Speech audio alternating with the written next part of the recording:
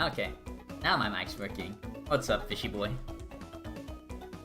Just setting up all my stuff before I start gaming.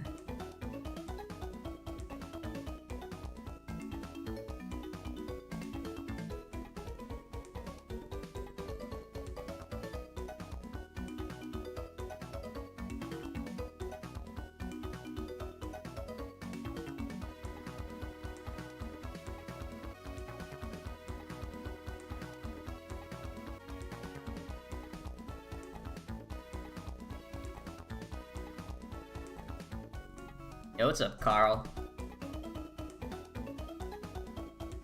Heart, 100 emoji.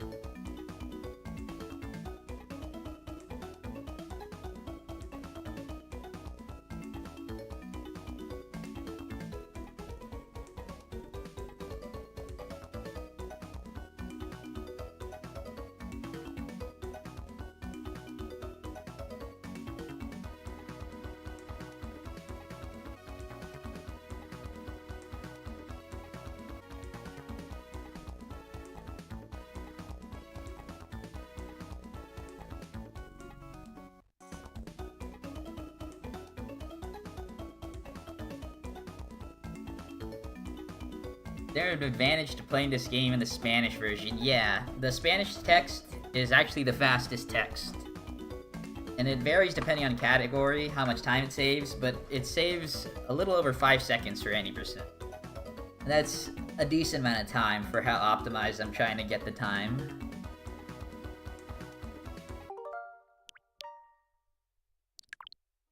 Let's do a little bit of warm up.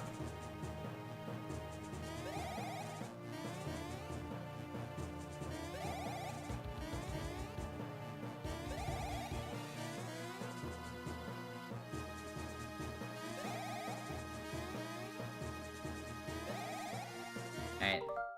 Feel better about that one. Yeah, the text doesn't necessarily scroll faster. It's just that the text, there's less text boxes. Yeah. Every text, there's less text and less text boxes. And the text boxes, they can change every frame. So it's not like a huge amount of time, but like it adds up after like an hour of gameplay, you know? Yeah, this is on Nintendo Switch. The Switch has the Game Boy Advance. Like the Switch Online has the Game Boy Advance. Oh, isn't Switch Online only expansion pass? I thought they changed that. I thought it was only expansion pass like in the beginning, and now everyone has access.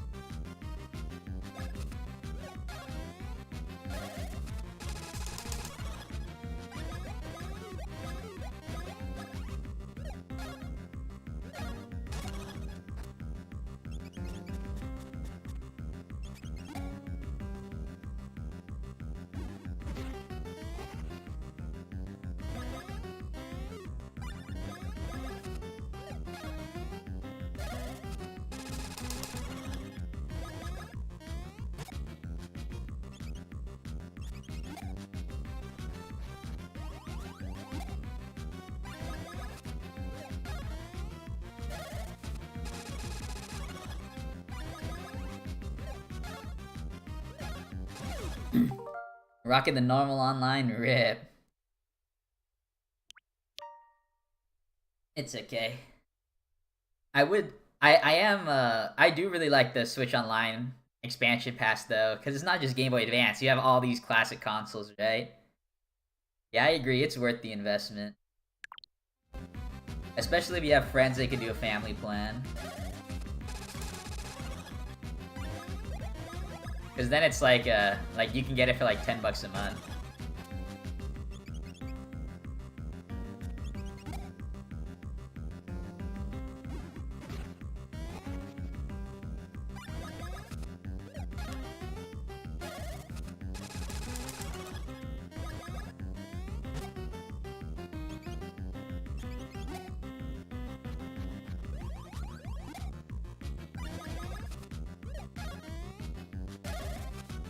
Oops.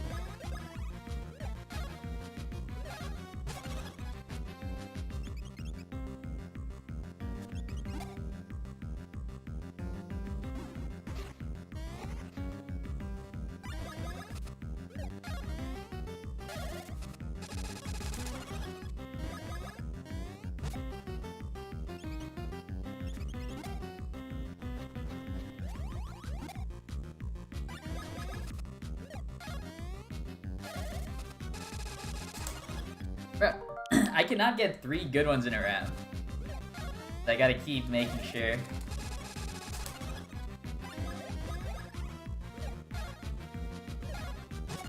Like, I cannot start a run if I'm not comfortable mashing, because the final fight and this fight that I'm practicing now, they do depend. Your mashing is very important during them.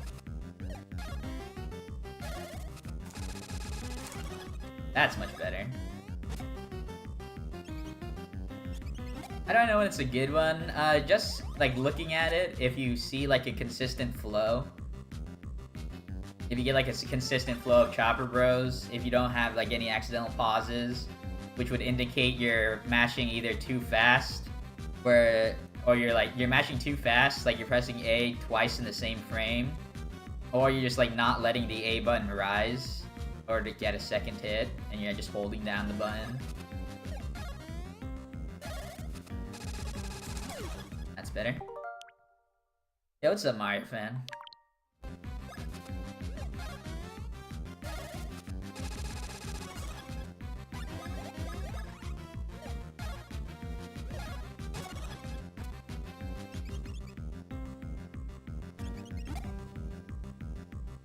Yo, had some tendies for dinner, huh? Nice, nice.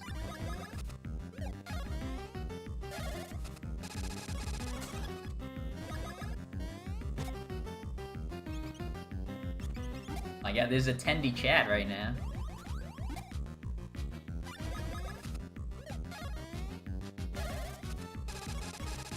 Like that, like... that looks like I got like 5 hits. Out of normal, like, what would supposed to be, like, 15.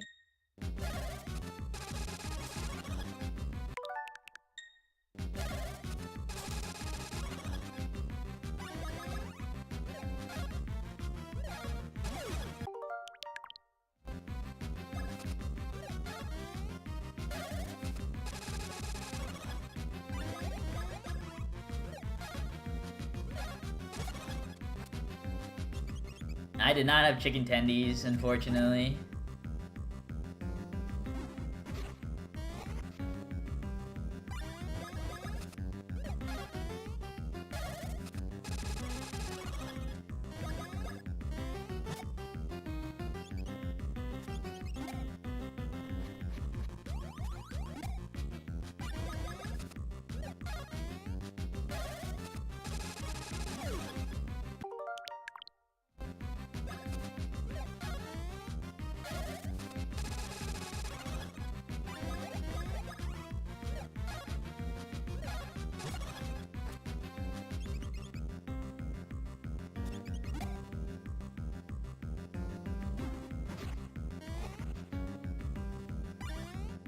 Oh shoot, 997? I didn't check today.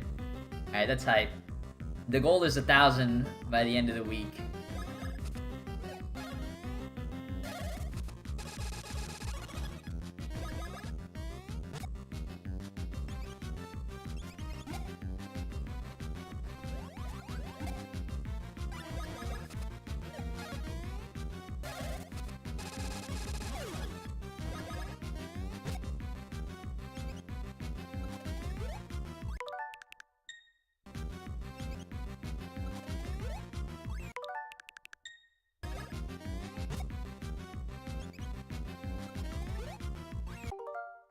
Alright, that seems fine for now.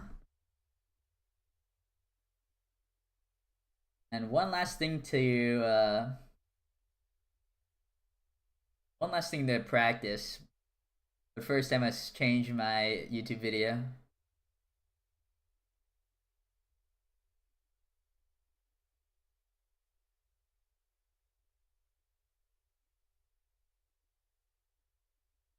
Yo, what's up, Kurumi?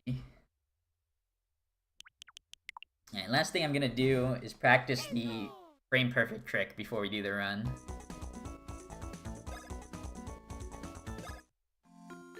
Have not gotten a run past this trick, like a 110 run past this trick the past 2 streams.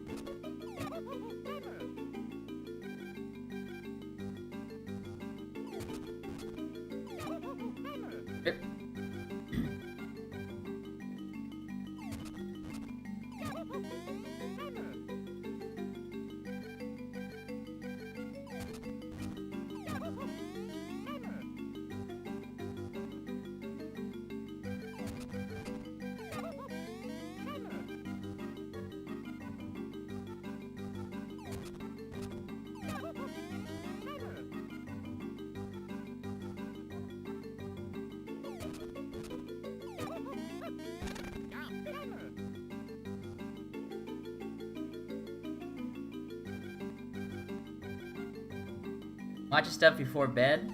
Nice. I'm actually a music listener to go to bed. But videos in the background also help.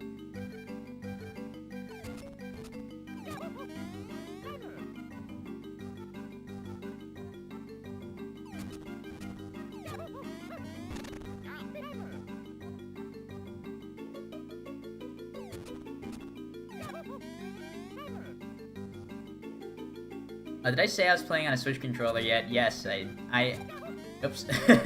I'm not playing on a Switch Pro controller like a first-party one. It's like a third-party one that also has turbo. What's the glitch with the barrel I'm doing? So right there, I broke the barrel, and in like a frame-perfect like input, I jumped onto the barrel after it was broken. So right here, if I jump off, I suddenly have a barrel again. And if I break it, my action command is cleared in the top right corner. So doing this allows you to pretty much cycle through all the commands by doing different combinations of button presses. 1, 2.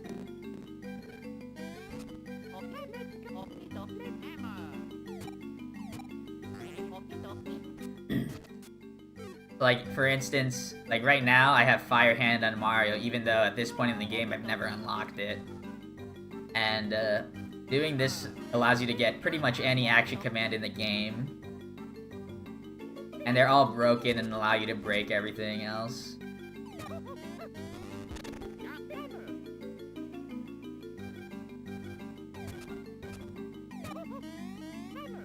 Yeah, so that's the main glitch in the game, cycling through action commands to go to different areas early.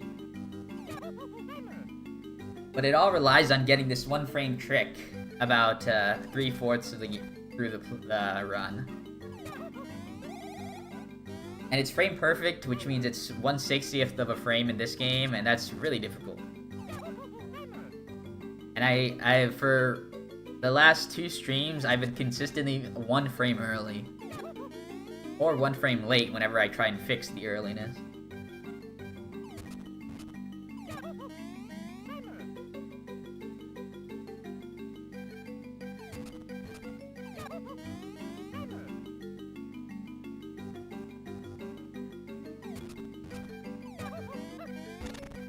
Well, I wouldn't say suffering. I like the pixel vomit.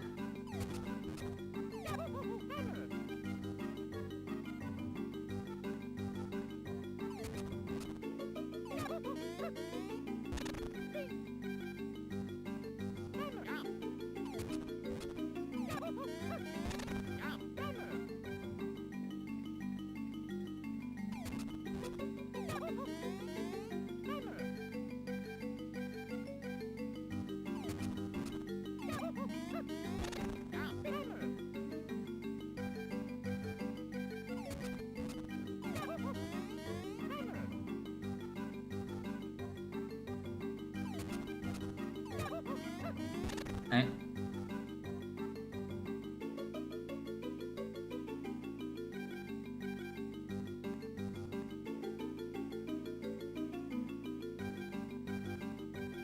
Let's go ahead and go for a run.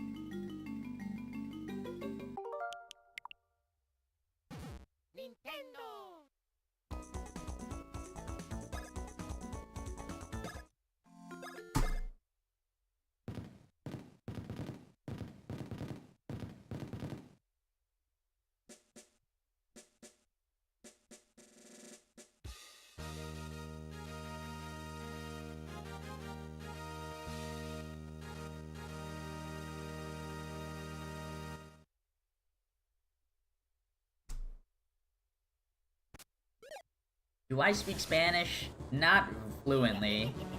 Like, I can't really understand a lot of the game's text. But, like, if you drop me in, like, Mexico or Spain or whatever Spanish-speaking country, I could probably survive for, like, 3 days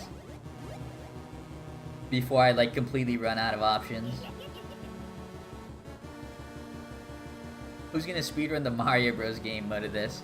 How could you even speedrun the game? Is there speedruns for Mario Bros. Arcade?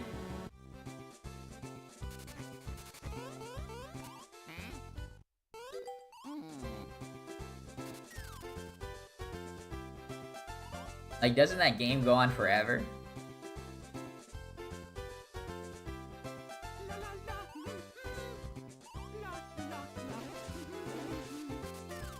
Yeah, I feel like a lot of arcade games are... Like, when you look at, or when you think of records in arcade games, you usually think of high scores. I don't necessarily think, like, they are speedrun games, per se. But who knows? I have never looked it up, so...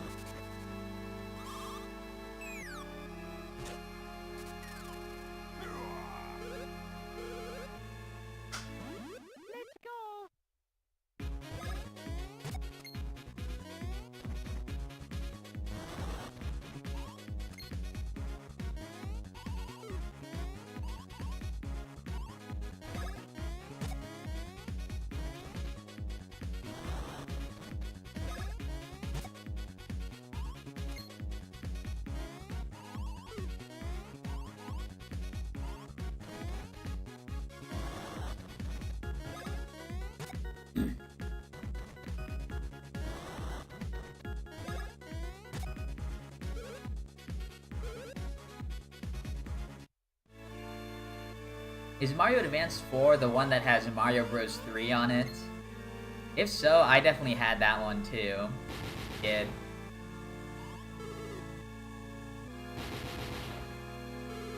You run games yourself, but had to take breaks. Yeah, I mean, I would consider that a speedrun still. It might not be considered a real-time attack if you're taking breaks, but it would still be considered something called a time attack.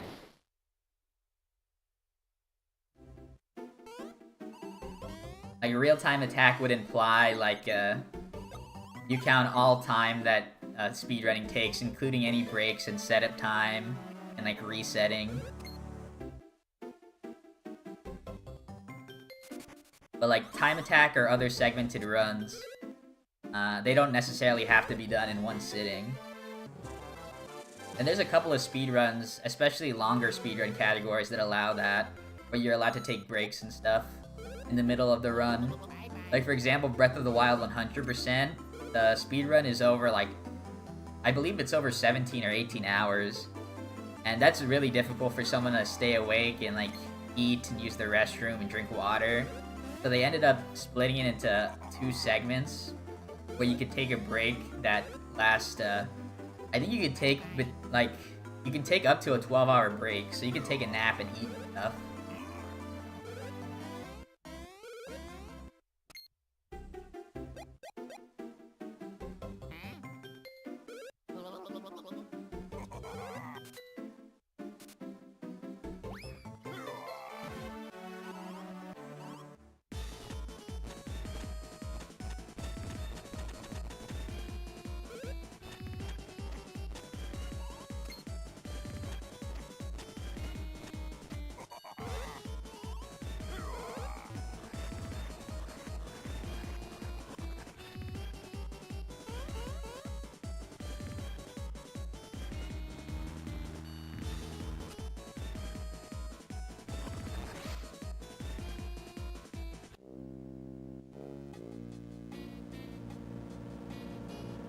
Or Luigi.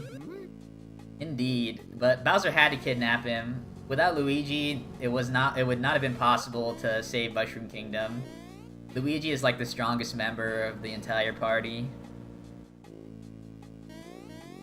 He's usually the backbone of every Mario adventure, honestly.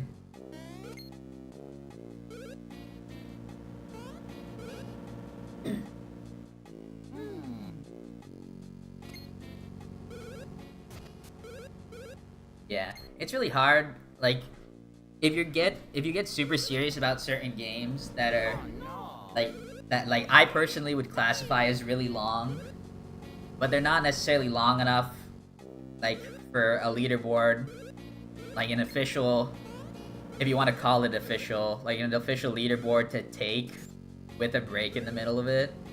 Like a game like Mother 3, which I would love to speedrun again. Oops, no pose. The Mother 3 speedrun is almost 6 hours. So it's really hard for me to find time to speedrun it again, even though I would love to try and get world record. But luckily, I have the greatest speedrun of all time, which is Superstar Saga, which is... it sits at only about an hour.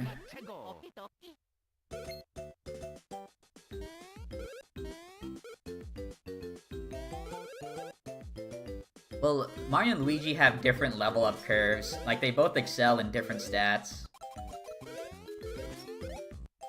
Like, Mario is usually a fast attacker, and Luigi is like a tanky build with high HP.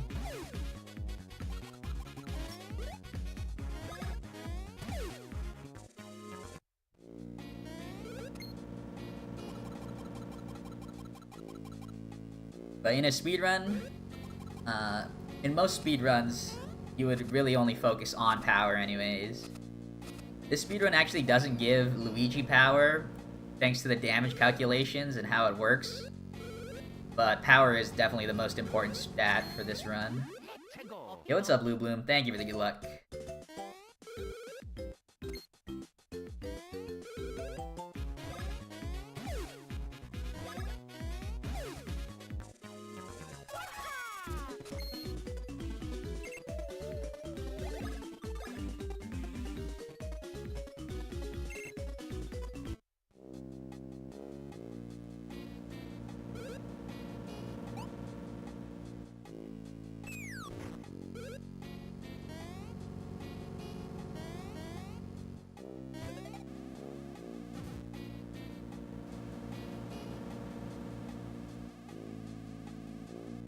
Yeah, Mario and Luigi, even casually, it's really easy just to spam power because you're able to dodge pretty much every attack. I think they actually changed a lot of battle mechanics in the later games to where, at least on your first try, like on your first playthrough, it's really difficult to dodge a lot of attacks. I feel like the tells aren't... the tells for different attacks and counter timings aren't as helpful as in this game, for example. But like, when I was playing through the other games, I mostly like focused on power just because that's the way I like to play. I like to do a lot of damage.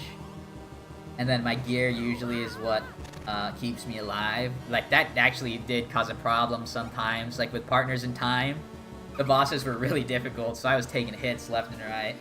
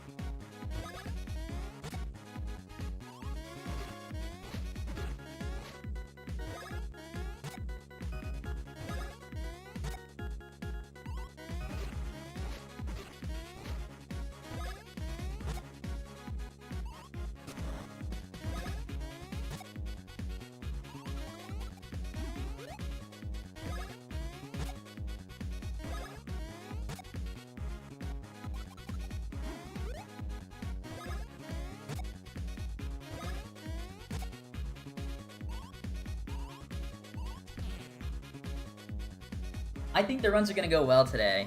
I'm feeling rejuvenated for these runs. Feeling rejuvenated after last stream.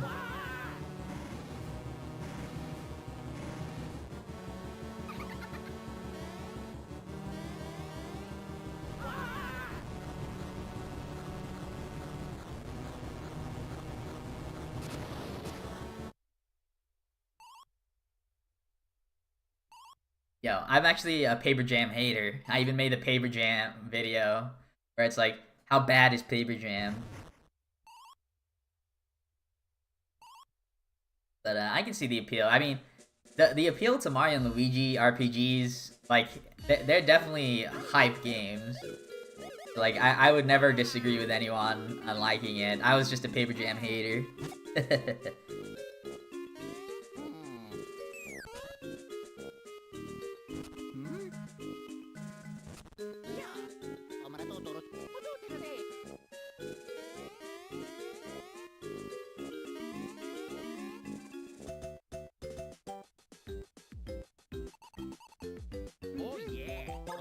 What?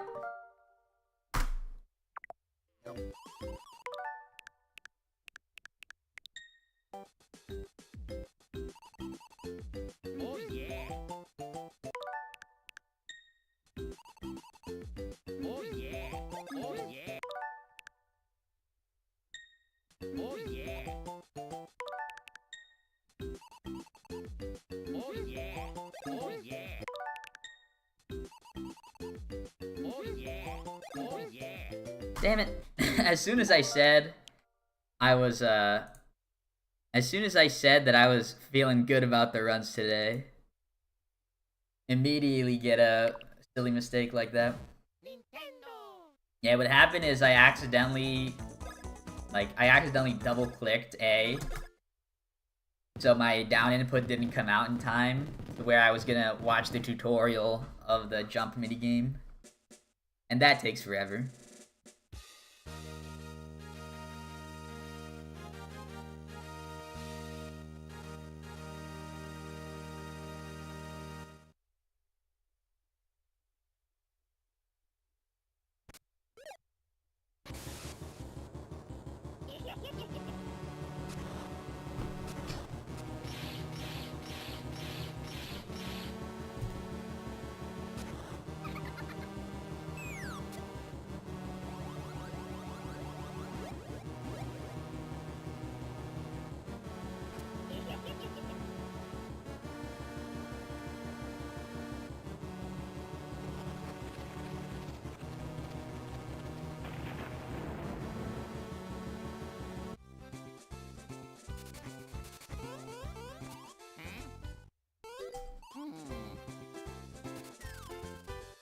Yeah, honestly, the problem with Mario games now is, like, the Mario-fication of them.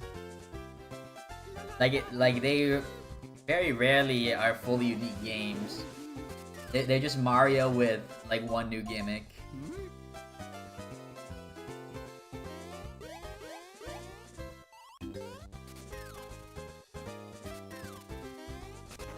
Instead of, like, new games with one Mario gimmick, you know?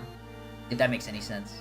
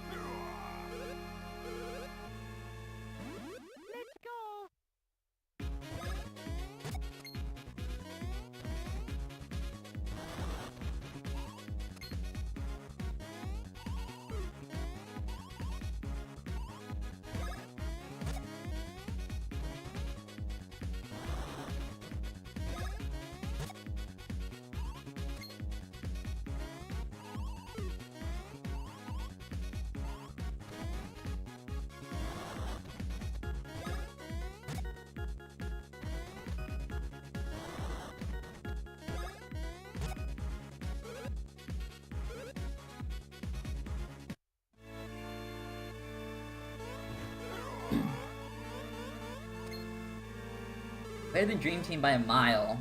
In most areas... Oh, in most areas. Besides characters... Mostly have nothing to worry about. Yeah, I mean, it's hard not to compare... it's hard not to compare, like, sequels to games to the prequels. Like, especially games that are so similar. Like,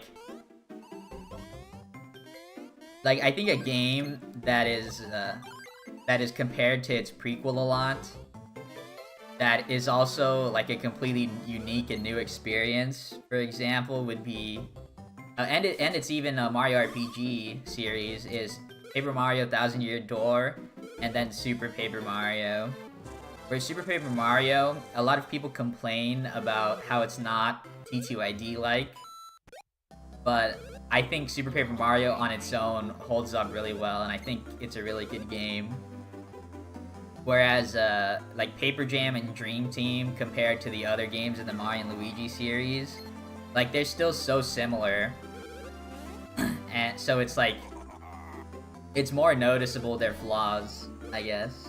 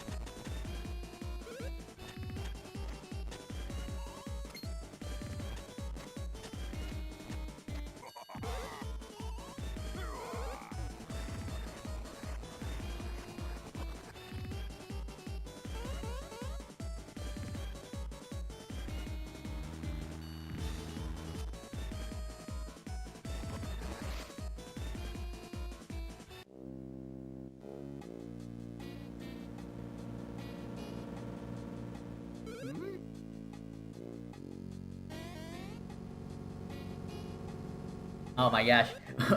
Karumi, we are like the opposite. I am a Bug Fables hater.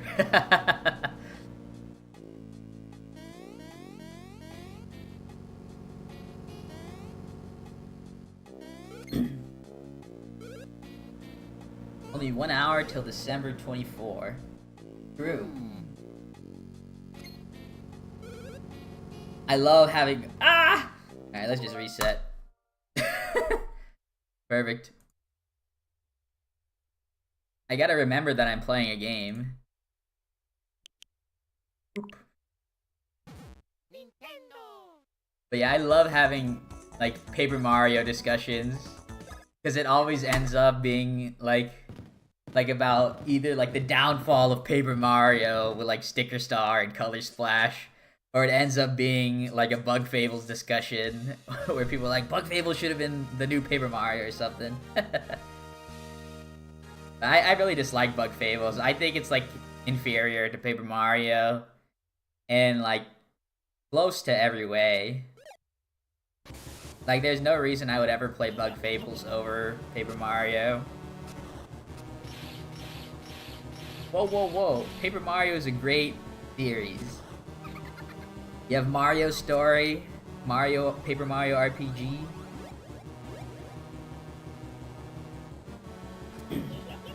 Yeah, the remake could change your mind if you haven't played T2ID in a long time. I'm hoping the remake does add some new content as well.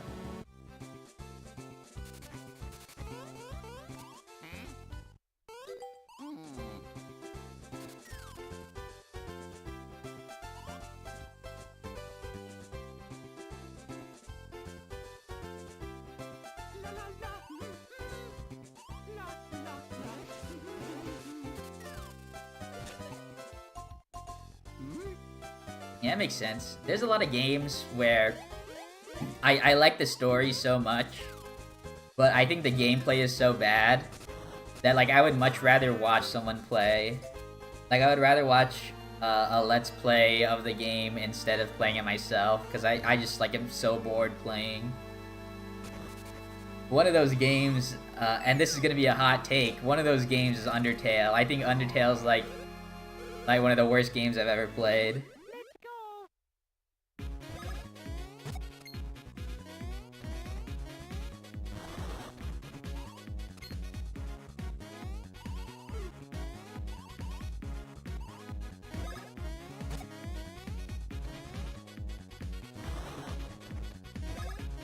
No, don't bully me. Don't bully me, Undertale fans. The Runaway Guys. I know of the Runaway Guys. I don't remember any of their, Let's Plays, though.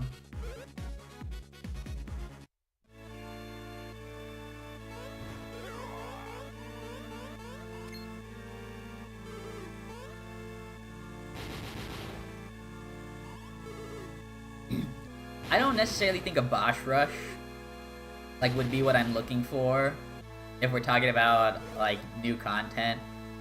Maybe like a new mode, like a hard mode, like post-game content. Even though there's somewhat of a post-game in T2ID, it was like very, very basic.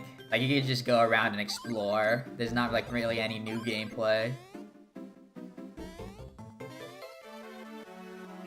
And then like some sort of boss rematches would be awesome too. Not necessarily a boss gauntlet.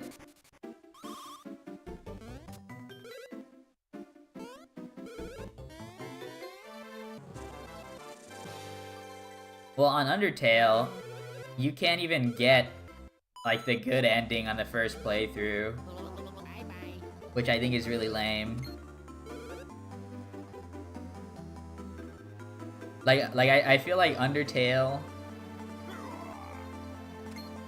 like the whole appeal to Undertale for me would be finding out the story, or it would just be like watching the story. Like I really didn't like the battle mechanics. Like it was just like a bad bullet hell to me. Like there's like only a handful of fights I feel like that were like really good if you're talking about bullet hells. At least I guess for my skill level in bullet hells, like a lot of it was way too easy.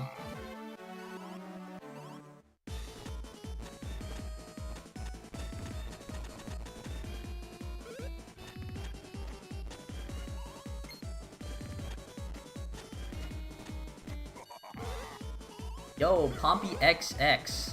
Hello, welcome to the stream.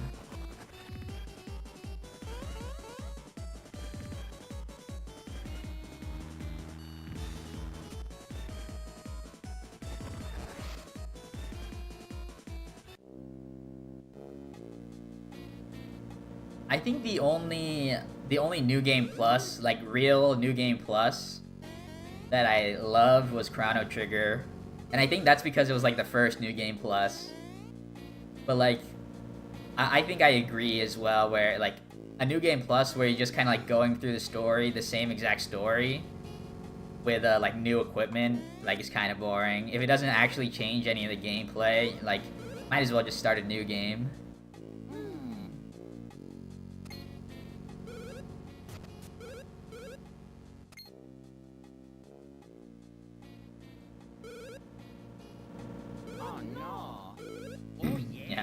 Yeah, speaking of New Game Plus, Nathan still has not finished the SMRPG post-game. Feels bad. Like, it's actually so free, I can't believe he gave up after, like, 1 hour. Yo, Java Math, thank you for the good luck.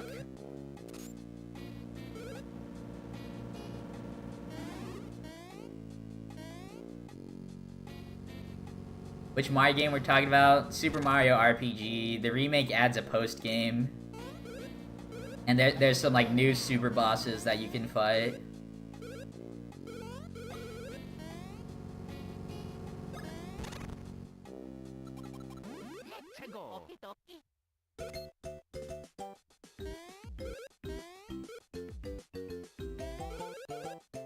I agree. Why would Nathan give up in the first hour?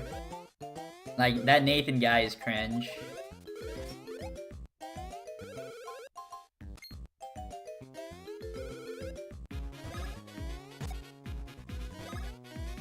Oh, Super Mario RPG, parentheses, 1996, is not a boring game. It is, like, one of the biggest milestones in gaming history and changed the Mario and the RPG genres forever.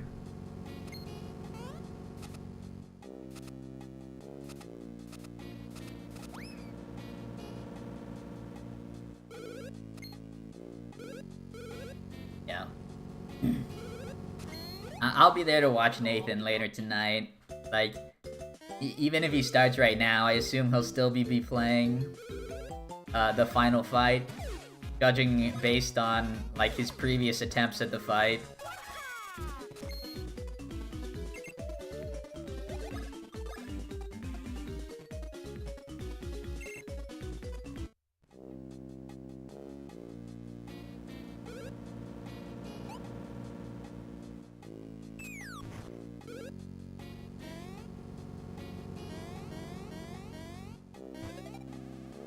Is Smithy tough?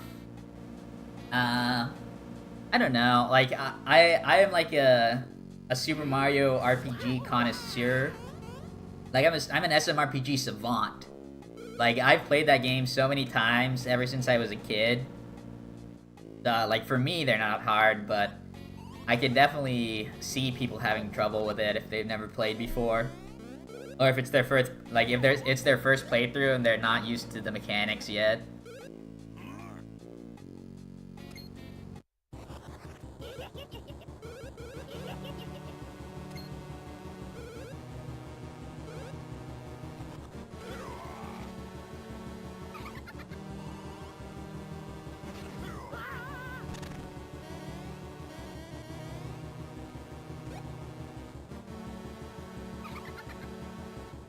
Yeah, Kulex would probably be considered the strongest boss. I had a little bit of trouble with it, but once I figured it out, I started beating it pretty easily.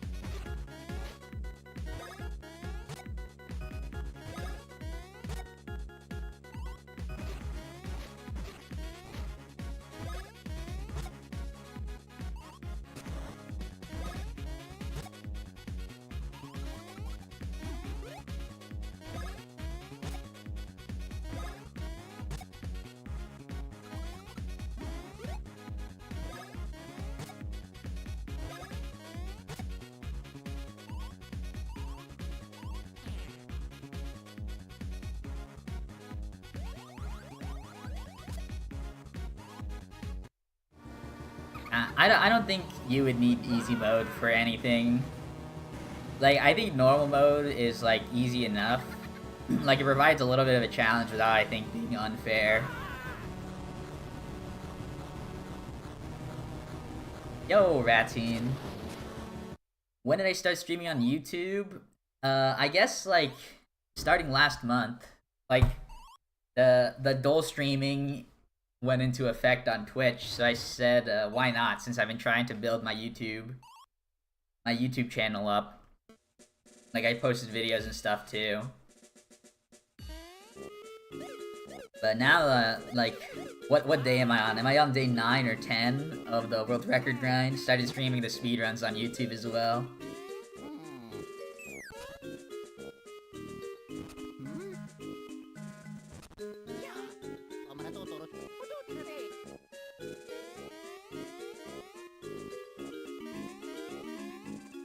Oh, day 11. Nice.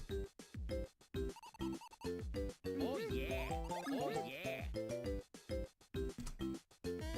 First time playing? Yeah, I think even if it's your first time, I think the game, like, the game does help you a lot. Like, when you're talking about timed attacks and counters, like, the game doesn't just, like, throw you in.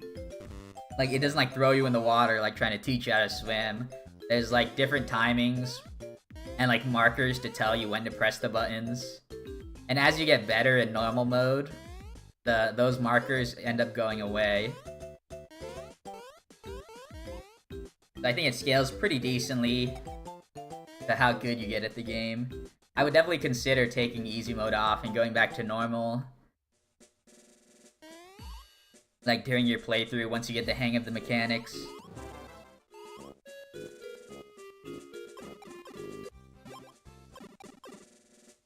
Yo, I hope this run is world record too. I hope it's more than world record. I hope it's a world record and is a 110. Because 110 is my final goal for the, like, speed run.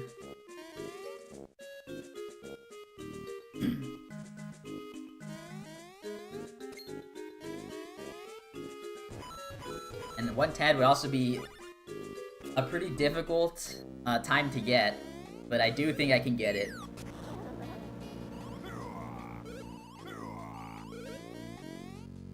Sub 110? I don't know if sub 110 is possible yet. There's probably, as a community / game, we are probably one big discovery away from being sub 110. And depending on what that discovery is, like, the game could even get, like, extremely broken open.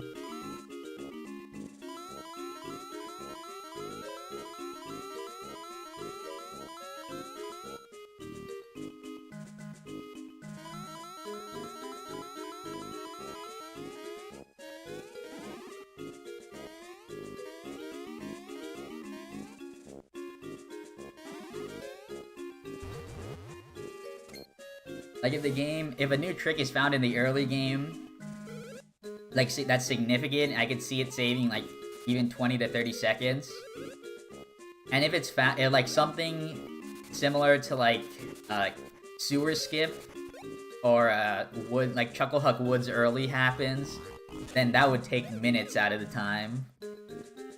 What's TAS at right now? So, current TAS is just under an hour. I think it's even 58 minutes now, 58 something.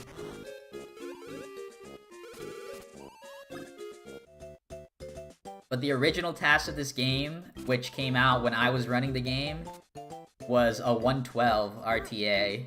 And now I'm even ahead of that, so that was a big milestone that I broke.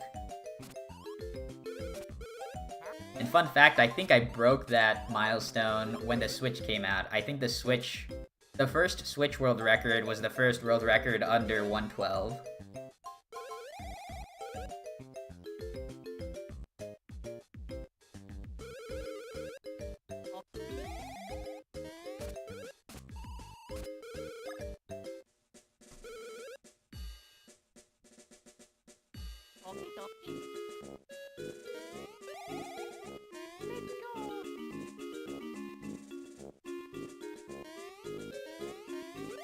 Nice. Yeah, lucky hit. Alright, good omen for the rest of the run.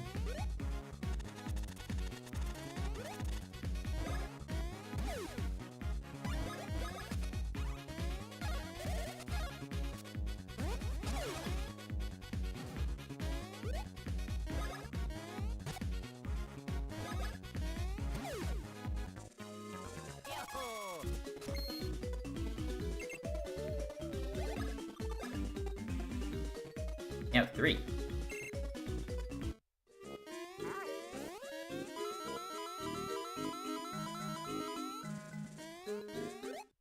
Alright, this guy's running away from me.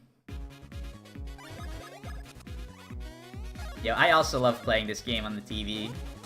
I think ever since I started speedrunning, I've never played the game, like, on the handheld again. Because I played it on the Wii U when it came out, and I also played it... Nice. I also played it on the Game Boy Player, too. But never again the Game Boy Advance.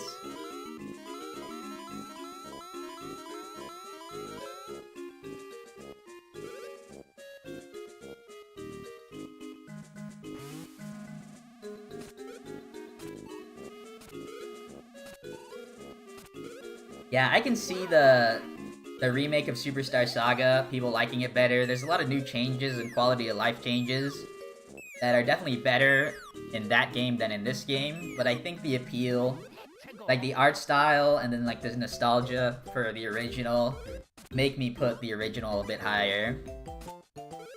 How was the Game Boy Player? So the Game Boy Player, like the original Game Boy Player, is actually not the best way, I feel like, to experience Game Boy Advance games. First off, the GameCube natively, unless you have like a high-end upscaler like I did, or you have like a, oh yeah, that's pretty much it. Like, you have to spend a lot of money to make the Game Boy Player look really good on a TV. But luckily, through like some homebrew stuff, the Game Boy Player got a new application called Game Boy Interface that pretty much lets you have an HD Game Boy Player on the TV. So I think with that, the Game Boy Player is like the optimal way to play Game Boy Advance games. Oh yeah, I also didn't mention that the Game Boy Player natively has a lot of... Oops.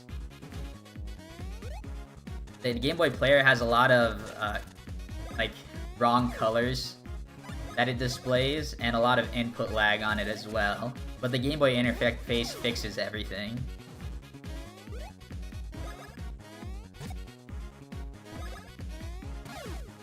Yeah. Alright, 4 mushrooms.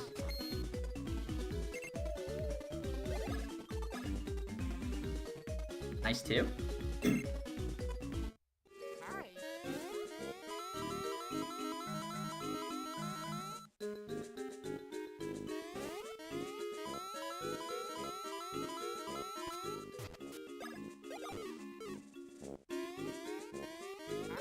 Alright, Mario can only get hit by 1 attack. So hopefully we get a little lucky with the text boxes.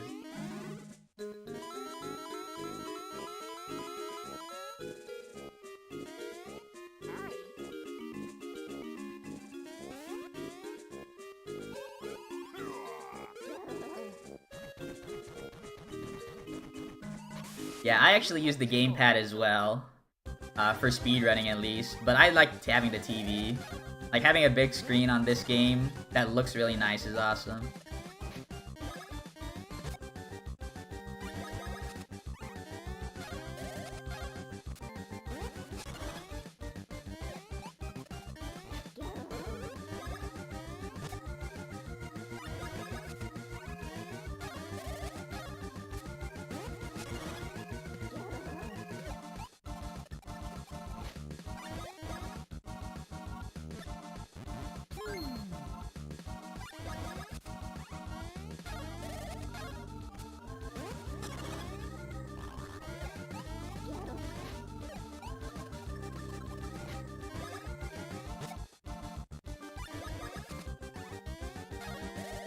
Alright, no lucky hit.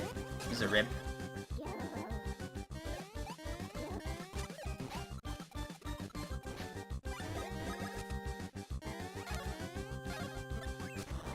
Haven't seen a lucky hit on Tolstar in a decent while. But we have really good power and really good mushrooms so far. So we're not sweating.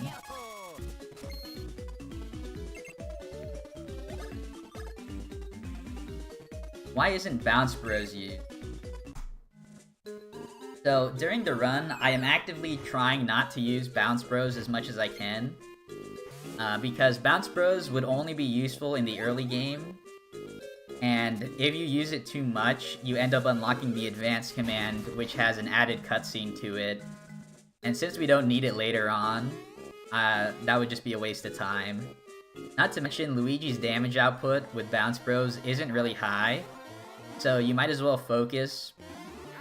you might as well focus on attacking with Mario, and then just doing jumps with Luigi, which also have a faster animation. Like, everything works out fine, because Mario wants to use as many Splash Bros as he can anyways, because his advanced command for Splash Bros will be really useful.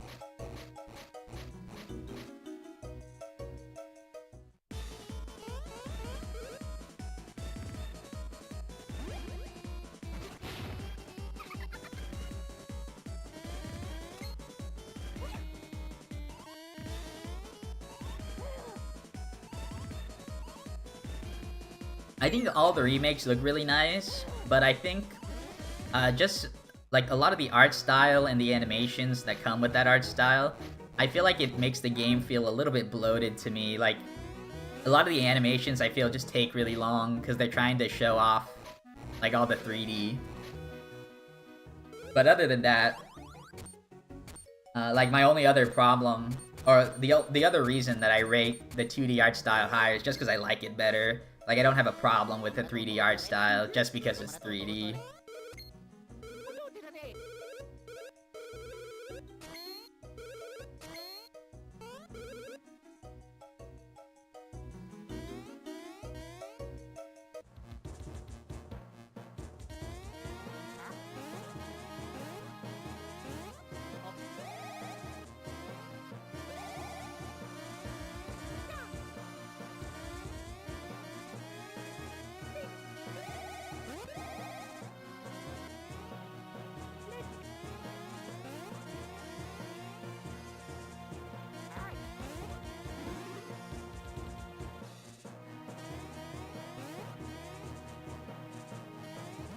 What? That's, unlucky. By unlucky, I mean that's a feels bad mistake. Because I was pretty much 1 pixel off of hitting him. I jumped early because I felt like he was gonna move down a lot farther. And we missed that. Nice.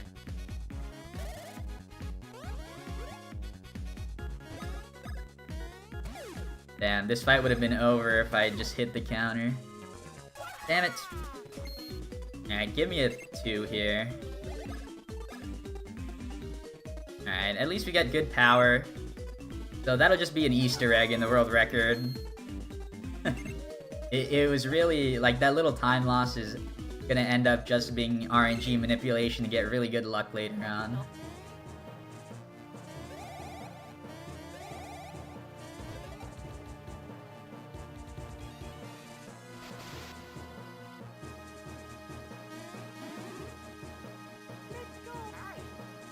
I'll know exactly how much time I lost from that, but... I'll know exactly how much time I lost from that after the next fight, but I feel like it was close to 10 seconds. If not, a little bit more.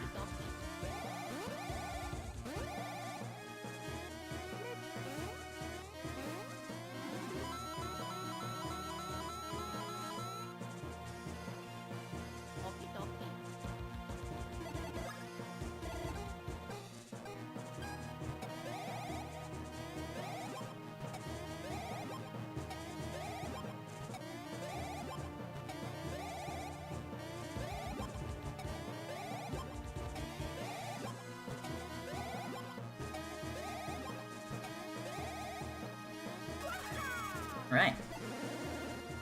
That was lucky. Maybe the RNG manip is working. Got a fast minigame.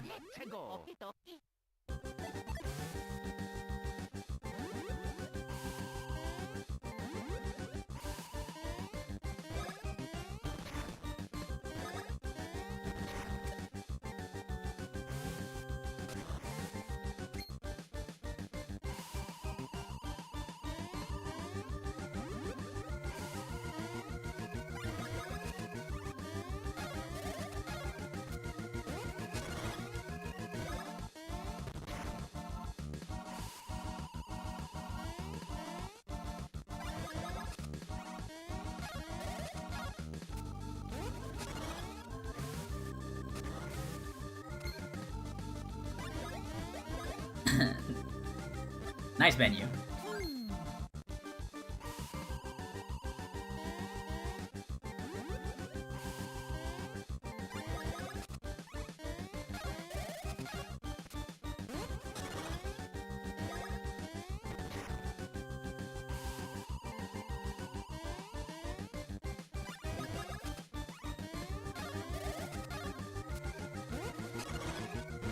Yeah, just about 10 seconds. Feels bad. Let me get a 2 here. Nice. Alright, that 1 extra power is gonna help us stop some of the bleeding as well.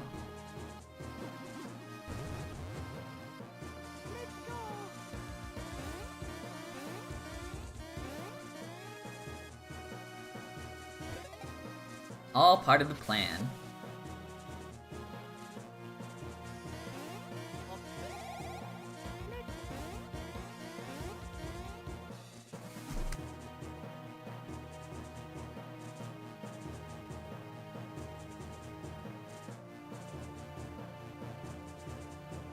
You rank... Alright, I gotta see this conversation. What games are you ranking lowest in the series? Oh, Resident Evil? That's fine. I've never played a Resident Evil game. They're a little too scary for me, so I have no opinion.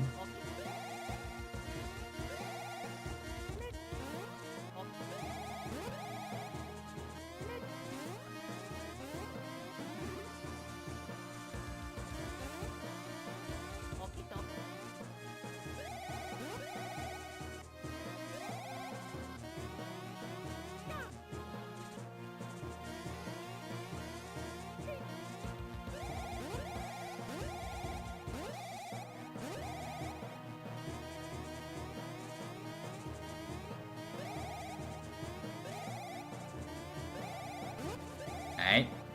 That was a little unfortunate. I must have been like 1 pixel off from being high enough. That happens when you're a little too low to... Like, you're not on the same plane as the tornado.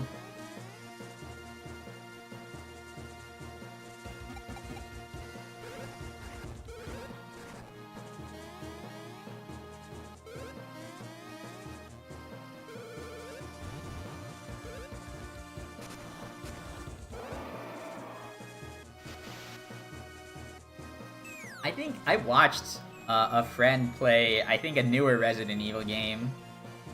Like, I don't think it even had Leon. Like, I think Leon's supposed to be the main character of the series, so it didn't have him. Five Nights at Freddy's is also really scary to me.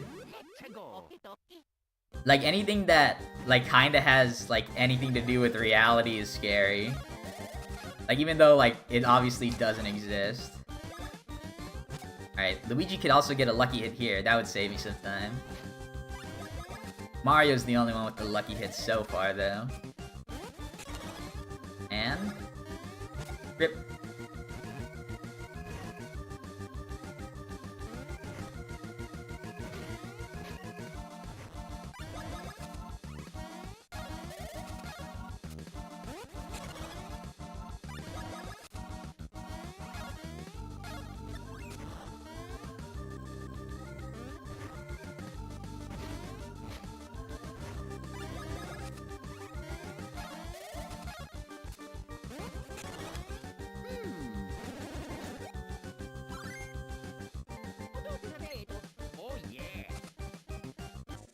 Like, games that take place in the real world that are, like, somewhat realistic scare me, but, like a random fantasy ghost game would not scare me.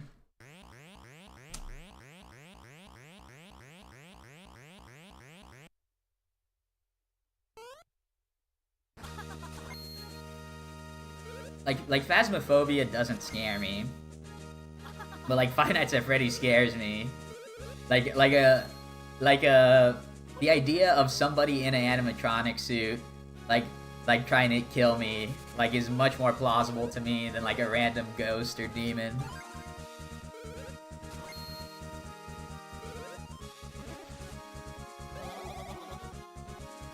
And I guess the graphics probably help with that too. Like, the graphics in Freddy's look much more scary.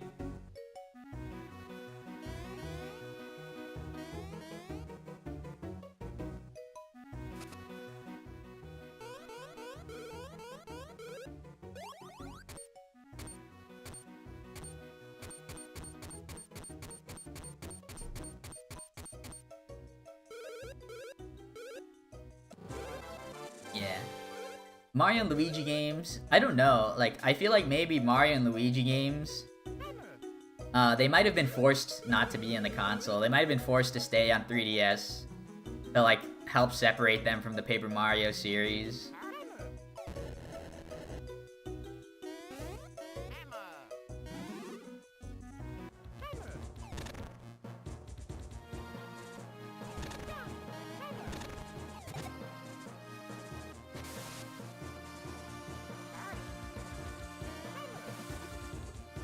They weren't forced? Dang.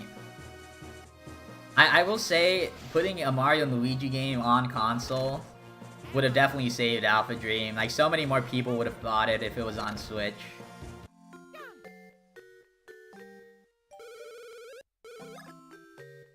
They already had the engine. Eh.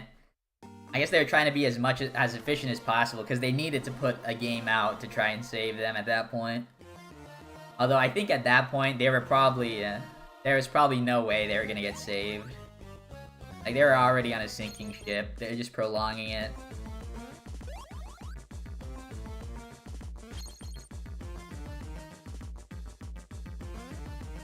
Oops, my battery. Yeah, well, with Sticker Star, like Paper Mario did foray into the 3DS, but like, it immediately went back on the Wii U to with Color Splash.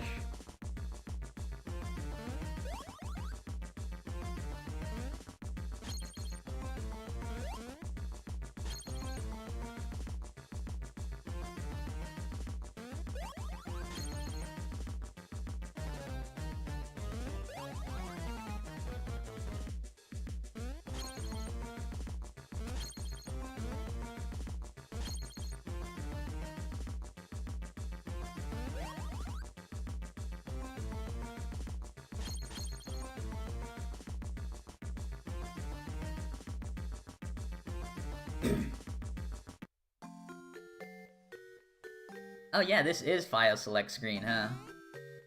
That's a cool Easter egg. And technically it's also game over screen, which is like another version of file screen, I guess. So maybe you wouldn't count them. That's more of like a half area. If that even.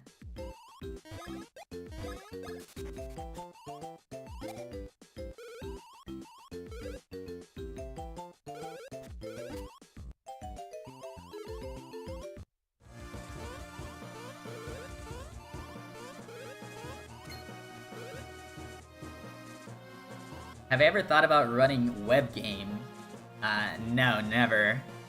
Like, what web games are even runnable?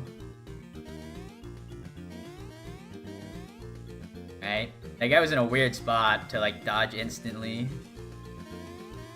But no shame in waiting. Like, maybe the only web game I would want to run, or that I remember really, really having fun with as a kid, would be, like, Raft Wars. On, like, I think it was on Mini Clips. But I think Mini Clips went out of business. But I know some people, like, I've seen speedruns of the Impossible game.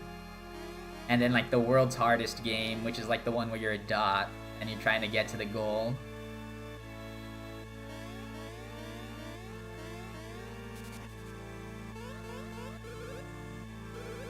Dang, already late night, Kurumi.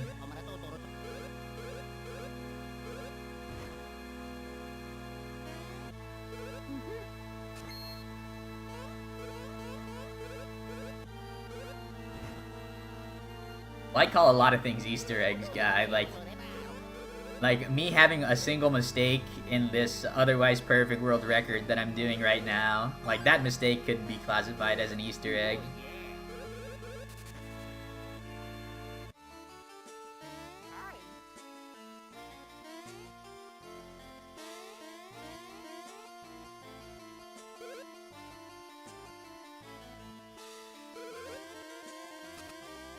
But yeah, at this point we skipped the bridge mushrooms, so we can get the full time save on this segment, which would be nice.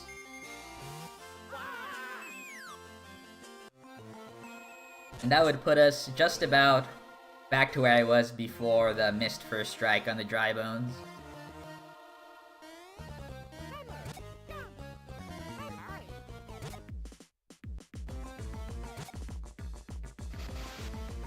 Let's not rush it, though.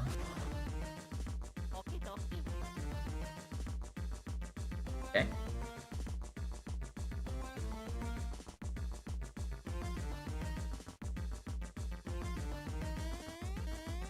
Alright. A little bit of a stinker enemy.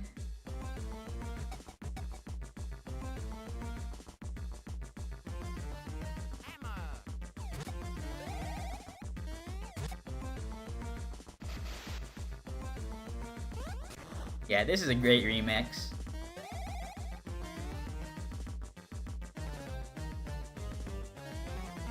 Right? All the enemies are being little stinkers.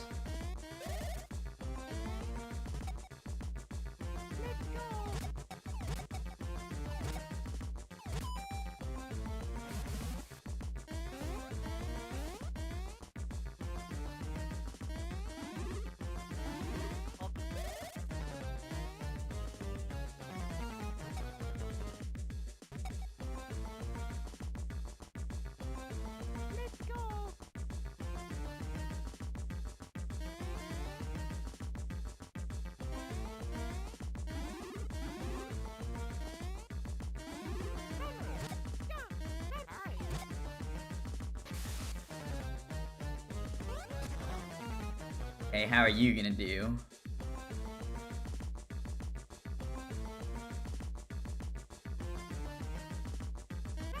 Rip. Not much time save. I should be able to pull out ahead, though. Ahead of the segment. The save, maybe 2 seconds. But that would still lead to a 40 Queen Bean time, which is pretty good. This boss, I have heard a lot of people struggled on it. They could not figure out the way to make her vulnerable. Luckily, we have Splash Bros Advance, which actually bypasses her defense since she's a spiky enemy. Oh my god, they boxed me in. I've never seen that pattern.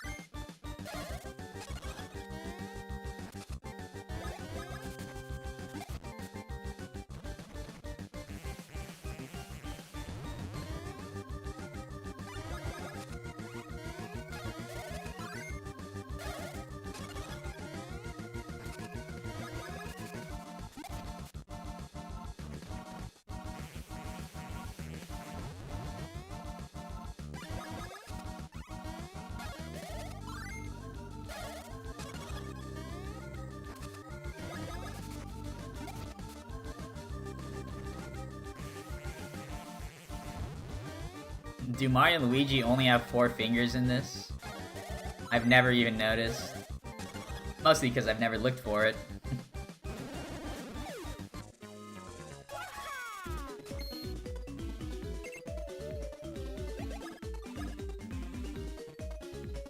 $31.3. That'll be our power at the end.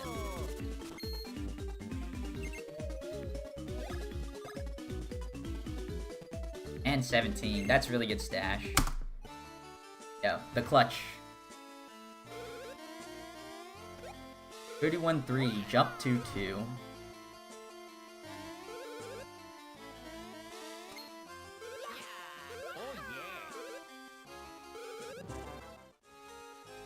Yeah, it looks like they show their fingers on certain animations, like during Bros attacks, and probably like when they're being wacky on screen. Like if something's going wrong and they're flailing around. Alright. Thanks for the good luck, Kurumi. Have a good night.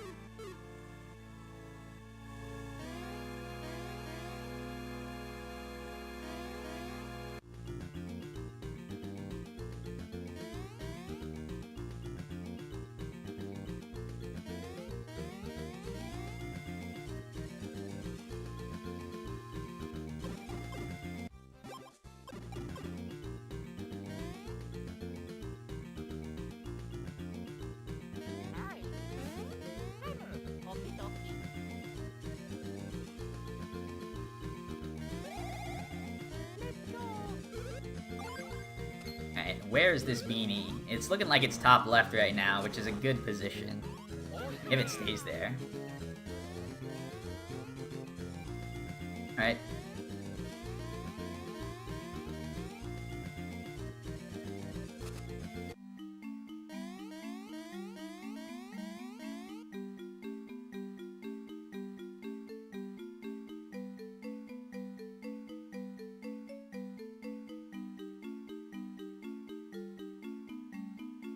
My god, I'm getting stuck on the corners.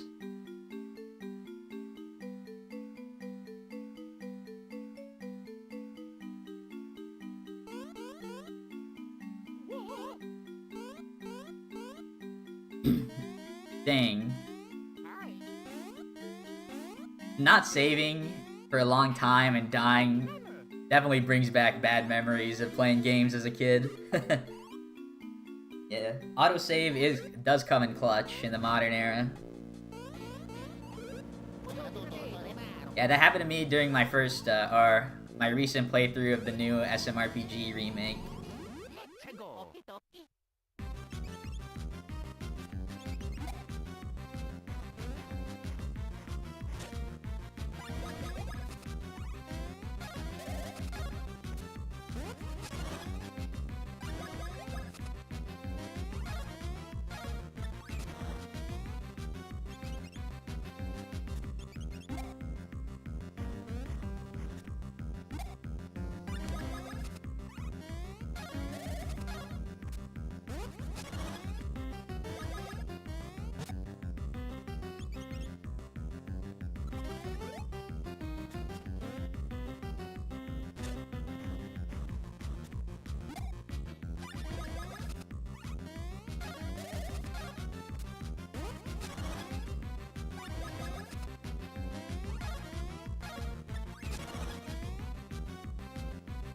Alright, let's get the Luigi kill.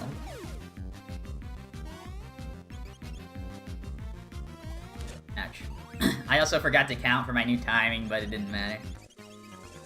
Alright, not gonna lie, this run is a little bit scuffed. We're losing our leeway. Like, it's definitely still possible to get a 110 with this, but pretty much everything else has to go perfect.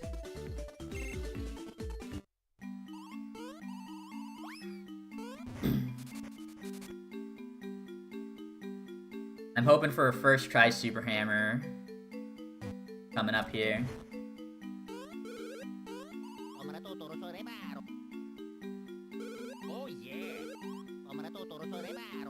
Like, anything less than a second try, and the only way to get the 110 still would be to get a gold Cackletta split.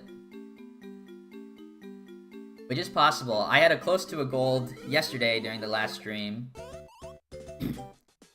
So there is, like, maybe 15 seconds to save, but that's really rare and really difficult to pull off.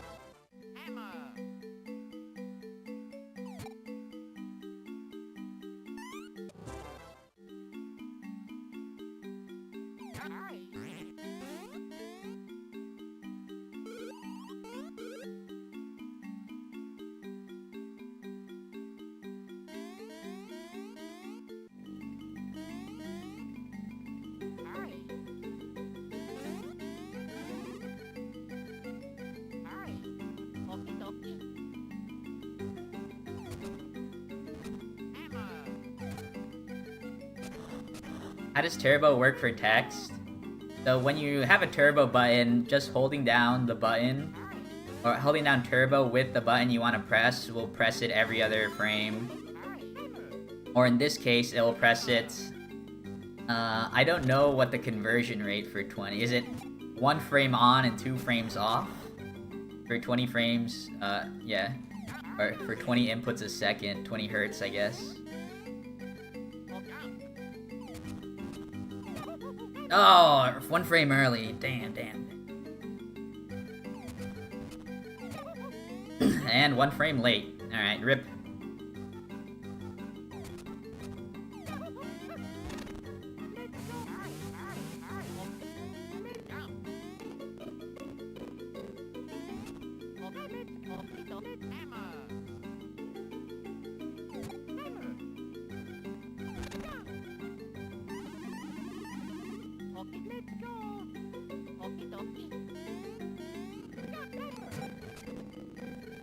Uh, it's controller based. Like your controller either has turbo or it doesn't. So I had to buy a new controller. Like regular Switch controllers, Switch Pro controllers, and Joy-Cons don't have turbo.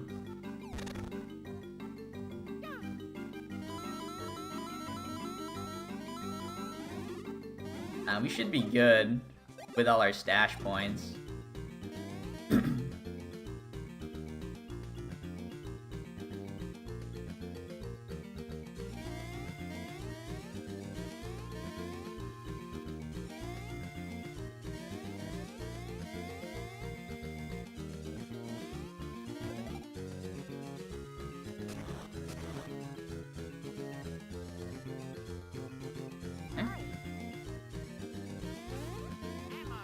Yeah, and like if you're playing Steam games, you can do online turbo. Or not online turbo, like a software turbo, I guess you would call it in that case. But like if you're playing on console, on the Switch at least, you'll have to get a new controller.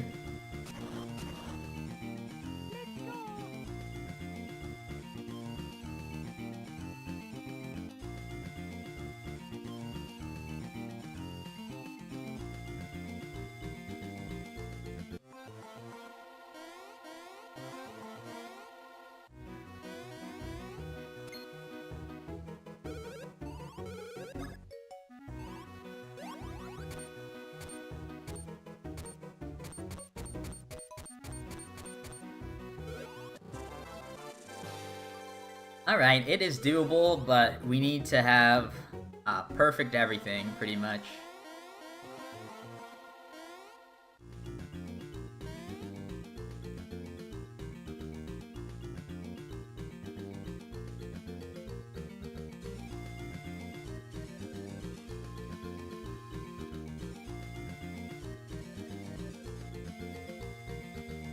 Yep.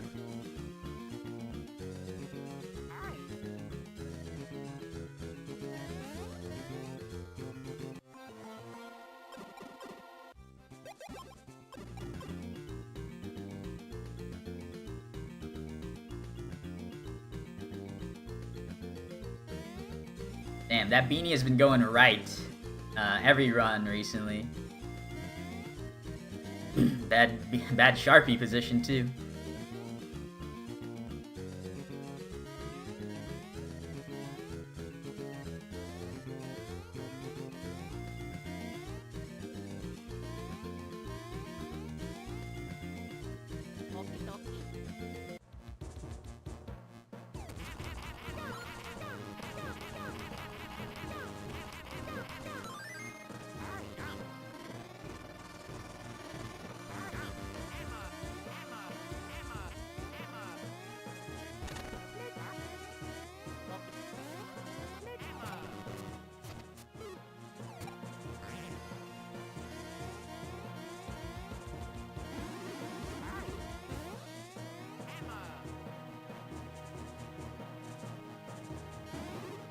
Alright, it's pretty much serious time for the rest of the run. We're doing a lot of glitches and a lot of fights.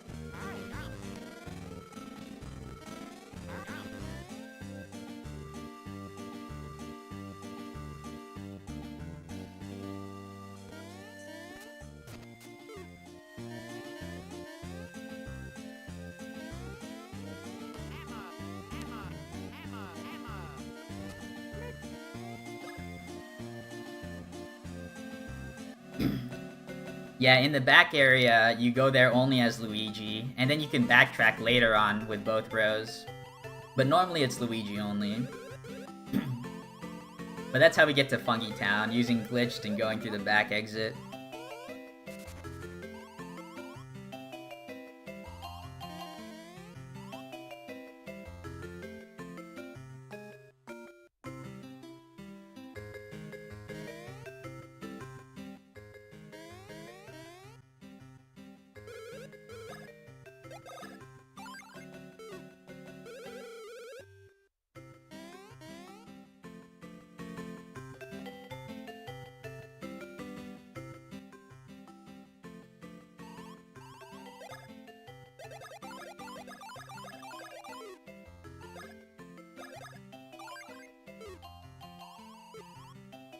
Alright, we're gonna have to sell a mushroom. We had perfect If we had 1 coin less, we would have perfect mushroom count and perfect coin count.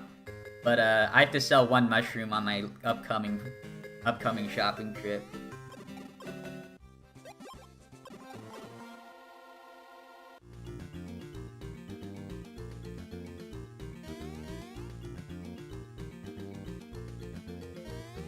Not to worry, that's like a few frames at worst.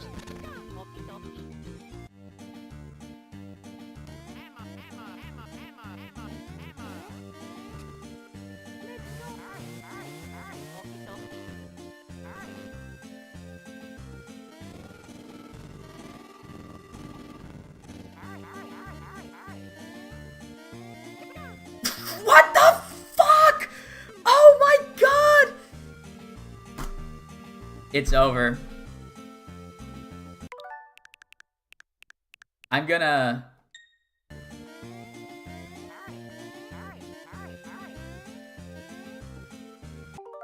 I'm gonna reenact it. I'm gonna reenact what happened.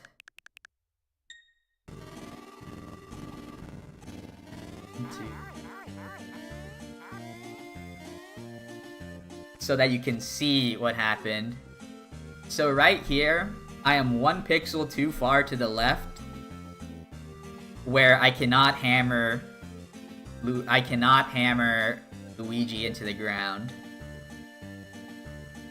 And because I can't do that, when I press L, it clears my action command. And I didn't bump or anything. As you can see, Mario and Luigi are still on the same horizontal x-axis. So I didn't walk too far and like bump into the rock to change my positioning. I literally walked the exact amount of pixels to like where it would not work. It's literally 1 pixel.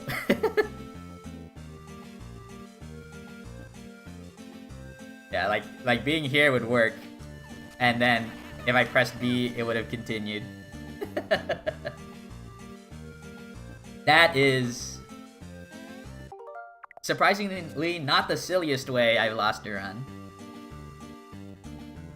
But that run was a long shot at that point though. I still would have needed to get 50-50, and then I would have had to get close to Gold Cackletta. But I'm gonna go refill on water and like take a bathroom break, and then come back for 1 more run. A BRB.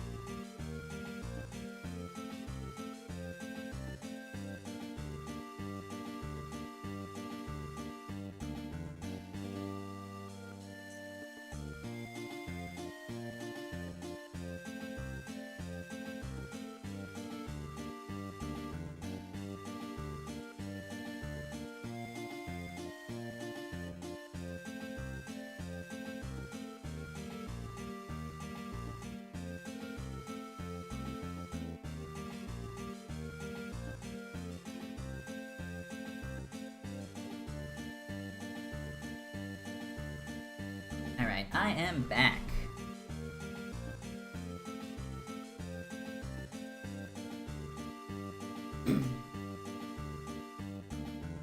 How unfortunate. Hey, what can you do? I was playing pretty up to par on that run. It was a long shot, but I felt pretty decent about how I played up to that. Before I do start again, let's practice the fight real quick. Make sure my mashing is up to par as well.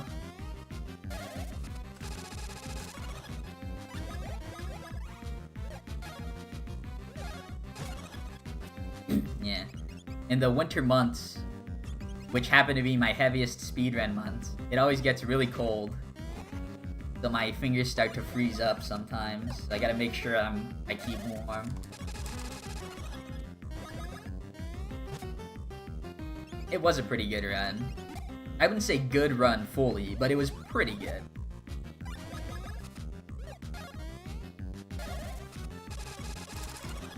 Yeah, see, like, something like that is not adequate.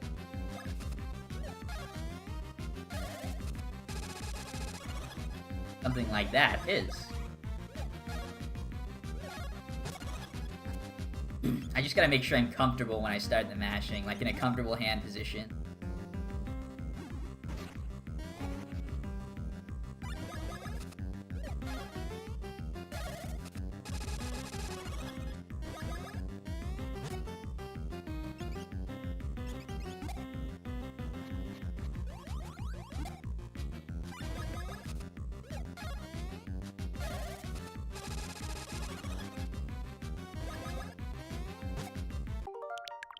Yeah, I should not be needing...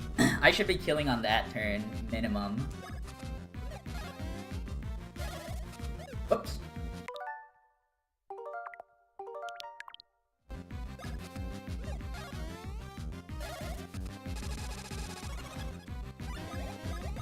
In all honesty, I should be killing without using any of Luigi's attacks, but I always just use one to set my menu for the Cackletta fight, and just for a little bonus damage.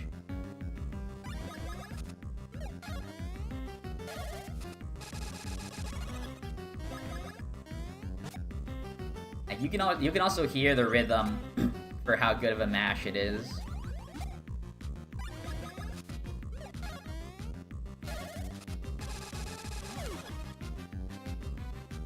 Have I ever tried speedrunning the other Mario and Luigi games? Yeah, I think the biggest problem with me speedrunning the other games in this series, it first off used to be the accessibility of them, but I actually now do have a 3DS capture card, so I could speedrun some of them. The only, like, setback for me speedrunning one of those games now, after I mash, the only setback now is the length of them. They are pretty long, and for the more difficult games, I don't really find handhelds that comfortable to speedrun. Compared to a controller. So, like, I feel like Partners in Time would probably be off the table unless something new is found. Like, there's like a balance between length and difficulty. So the most likely speedrun, honestly, would be Paper Jam. Just because that's a more casual run, you're just clipping around. And it's really short. Under an hour for the world record. And surrounding times, like, you could pretty easily get a sub 1 hour run with a few days of practice even.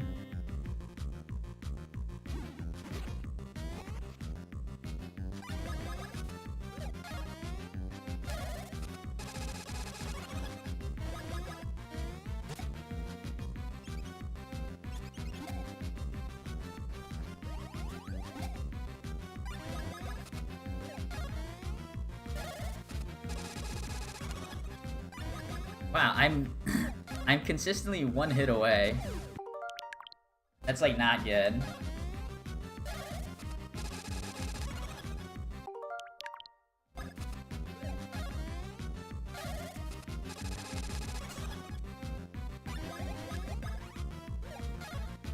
Yeah, Bowser's Inside Story is a little over 5 hours. Partners in Time is about 2.5 hours.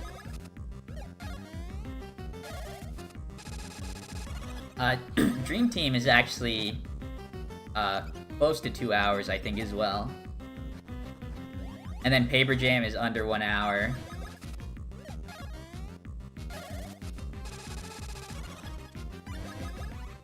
Really? I'm so surprised I'm not killing.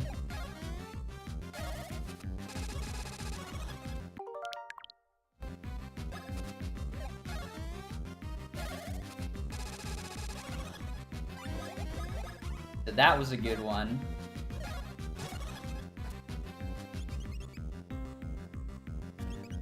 Oh, I was not looking.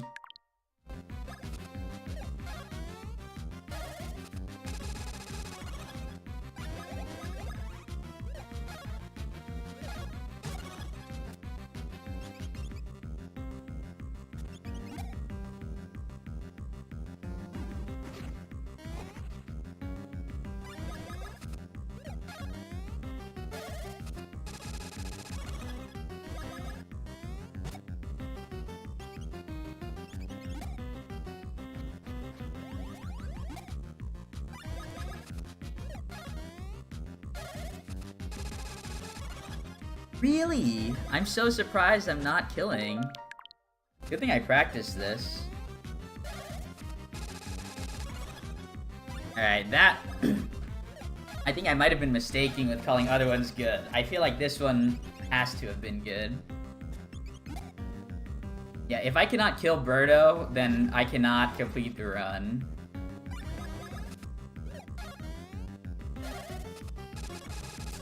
Okay, my hand is not on, has to be on the controller when I attack. That was a good one.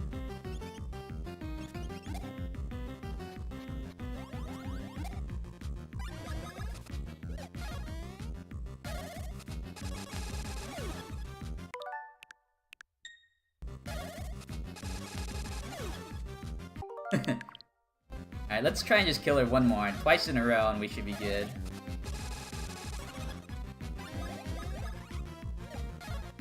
Yeah, in these cold times, I'm gonna have to try a little bit harder than usual. Like, what I think is as fast as normal seems to be a little bit slower.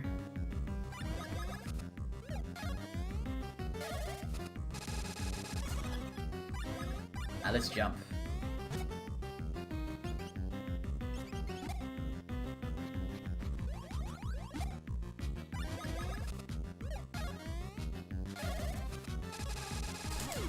Alright. Let us get into one final run for the night. And it just so happens this will be world record.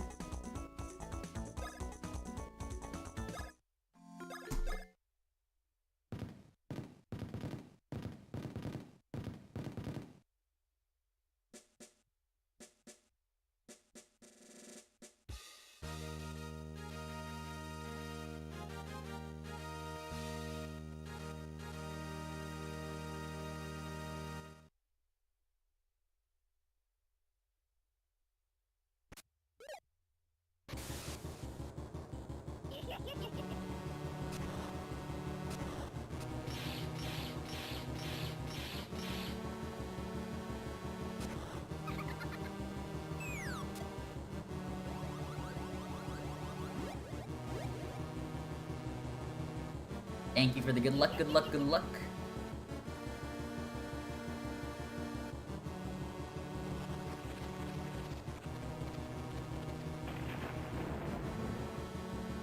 Yeah.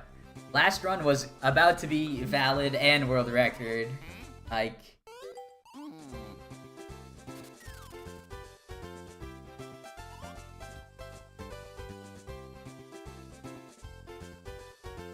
But I got pranked. I won't say who pranked me. It might have been myself, it might have been someone else, but I definitely did get pranked. But it's fine, I'll make it up on this run. Thanks for the good luck, too.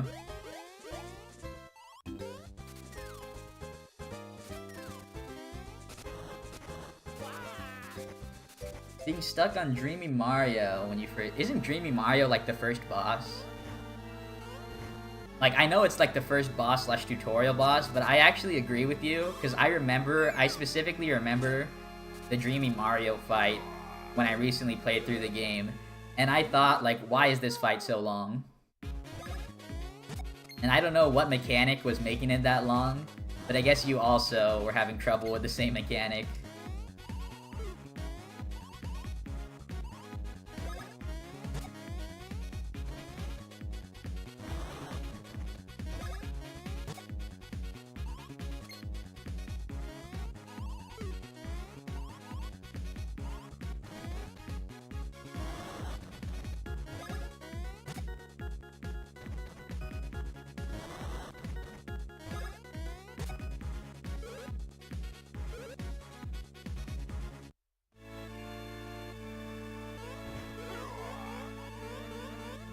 Is 90 HP? Is it literally just because he has so much HP, and then like in the beginning you're only doing like 2 damage?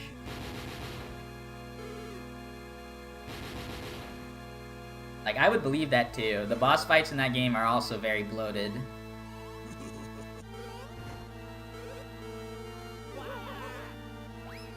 And you don't have access to badge boost yet. And in that fight, I believe you were only Mario without Dreamy Luigi.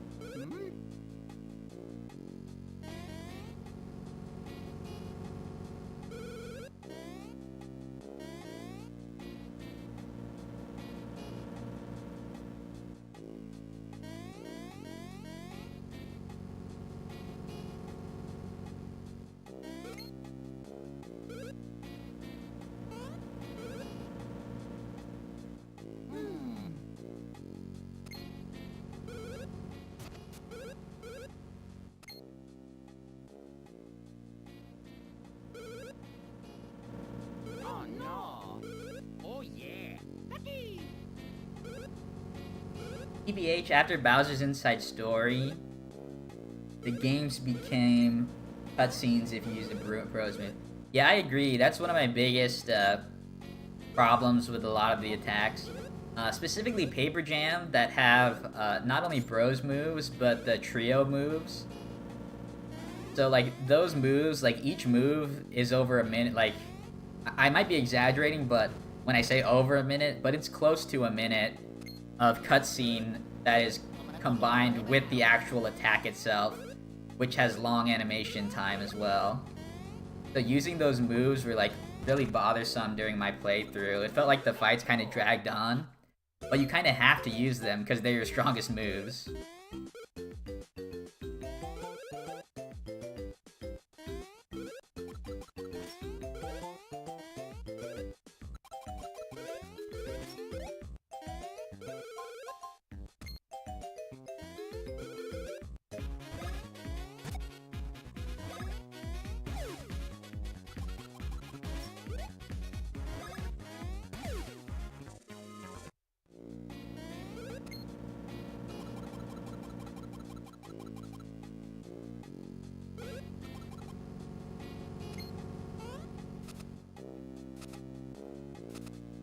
Oh, you haven't played anything after Bowser's Inside Story? Yeah, well, you successfully predicted the outcome of the Bros moves anyways.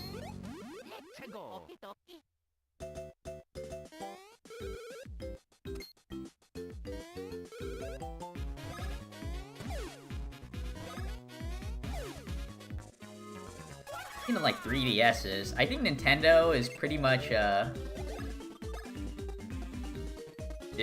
think Nintendo is pretty much cleaning up like everything left of the 3DS. Like I think a lot of the apps are gonna go down. Stuff like the Pokemon app, like the Pokemon Bank app or whatever it's called that you use to store your games or store your Pokemon from the handheld games, I think is going down.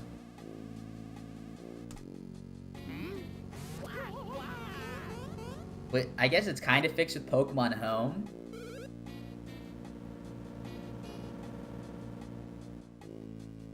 But yeah, there's gonna be a lot of lost media when it comes to Pokemon. There already is. Like, there's a lot of, I think there might still be a couple of lost event Pokemon. But there's, like, a couple of lost moves I know for sure. And, like, inaccessible Pokemon, like, to get without, like, hacking them into the generations.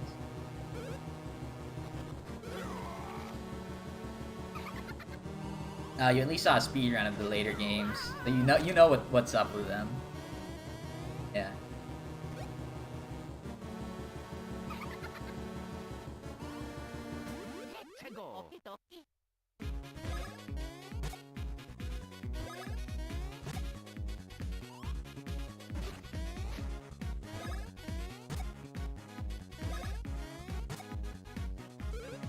Yo, what's up, Tark? Yo, you video games, thank you for the raid. What is up, everybody? Thanks for the good luck. For those of you new to the speedrun, this is a rare RPG speedrun that is not only full of glitches, but also, like, pretty decently short. It's gonna be only an hour. And luckily, this is my last run of the night, so I'm gonna be going for a full run, no reset. So you will be able to experience true Mario and Luigi speedrunning. Thank you for the good luck.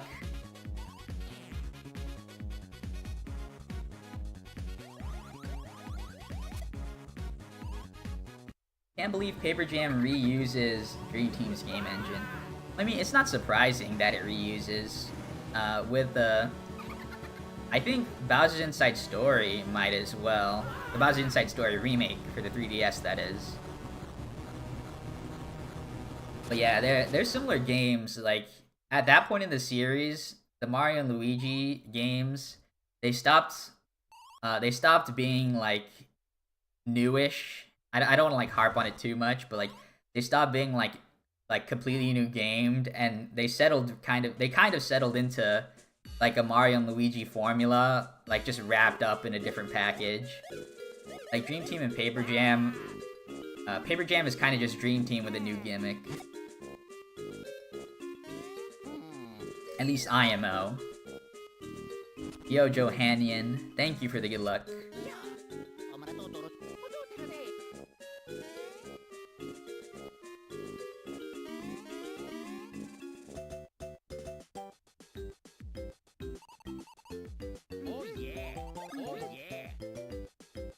Yeah, in short, they got lazy. Feels bad. Yeah, like if you have heard me rant about the Mario and Luigi series before, like it would come to no surprise that like my favorite or my ranking for my favorite games in the series pretty much goes in release order. Yo, you've watched some of my YouTube content lately and should keep it up. Yeah, I really hope to get my new video out soon. But, like, I've been so busy, it's hard to keep it up, you know? But yeah, I have not given up on YouTube. My next video is in the works.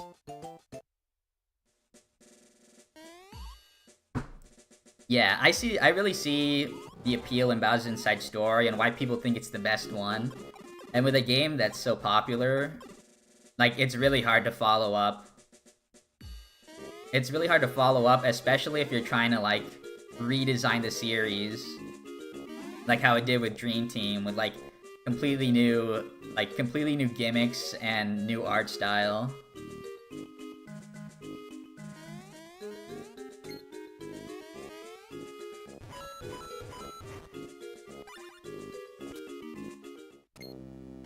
But personally, I think the one thing that could have saved Alpha Dream from going bankrupt could have been a new console Mario and Luigi game.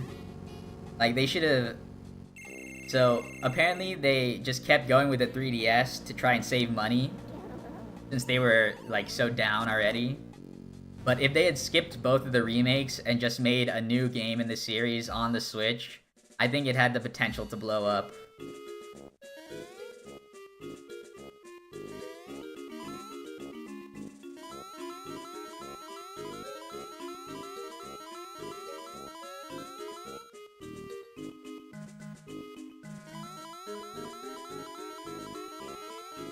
Or if they wanted to, they could have also released the Superstar Saga remake for the Switch instead of having it on the 3DS. I don't know what the Switch release timeline was, if the Switch was out before or after the 3DS games. But Nintendo is in its remake era currently with SMRPG and T2ID. Well, I guess maybe Superstar Saga even started the remake era, but maybe they started it like a year or two too early. They should have waited for the Switch, because the Switch actually was a game changer.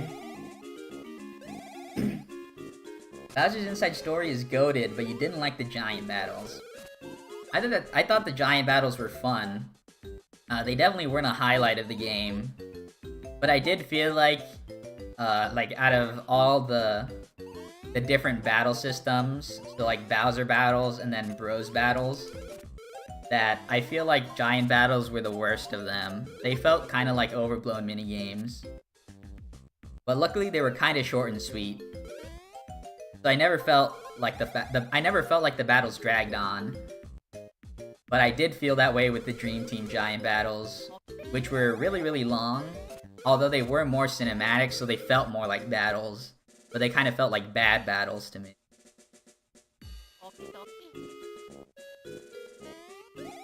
Sheesh. Oh my gosh.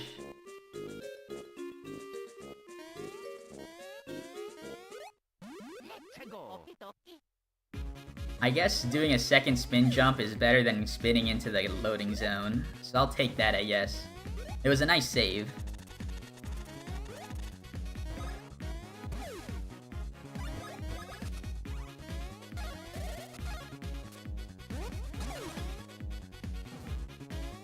Ouch. But fear not, the second spin jump surely is just, the second spin jump surely is just RNG manipulation to get good luck later.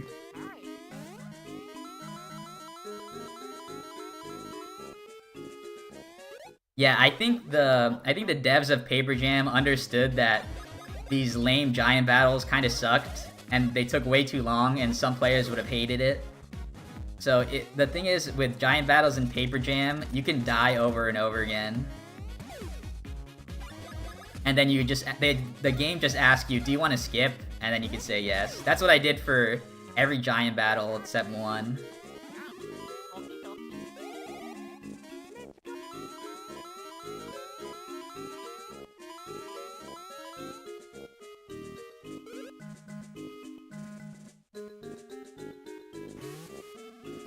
Giant battles are the only reason Inside Story isn't as good as this game. Maybe. No giant battles would definitely have been better. I think Bowser's Inside Story to me felt surprisingly short. So more regular boss battles and like stories that included those as regular bosses would have probably been better for me as well.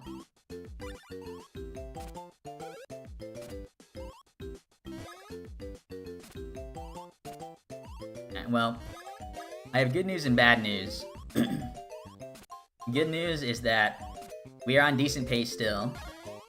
But bad news is that I don't know how much how much power Luigi got on his last level up. I literally forgot. I watched it happen and then I just didn't make a mental note of it. So at some point, I'm gonna have to go and look at the VOD or something to see. It was either a 2 or a 3, I just don't know what. Is it a 2? I'm gonna trust you, Ike. I'm gonna trust the Aether in your heart.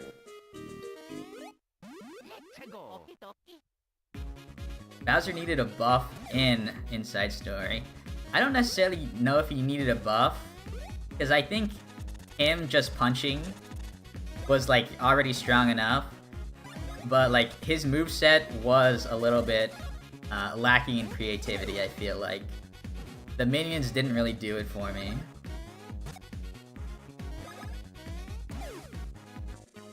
Okay, we got 1 mushroom. Alright, give me that 3. Alright, I'll take the 2.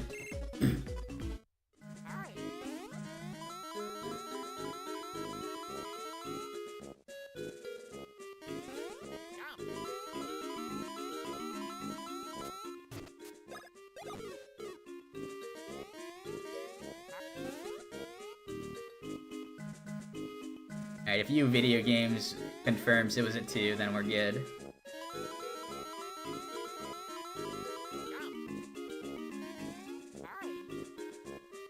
Yo, it was a 2. I never doubted you for a second, Ike. How's the speedrun going? It is currently world record pace, that is true. Last run was also world record pace, but it ended up dying to a really silly pixel perfect mistake. We're coming up on another god run, so there ain't no sweating it.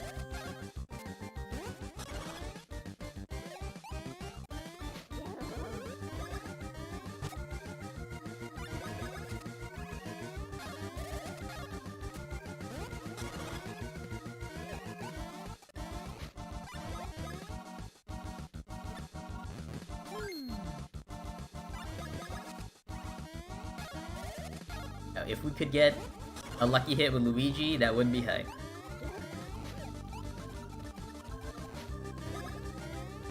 Yo! Did I call that or what?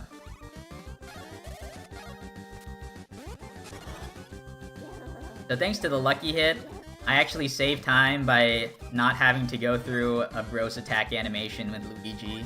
I can just do another jump.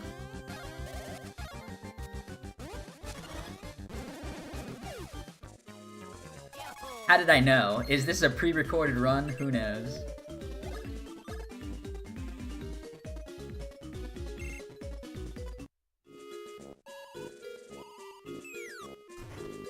So just about even after doing the extra spin jump.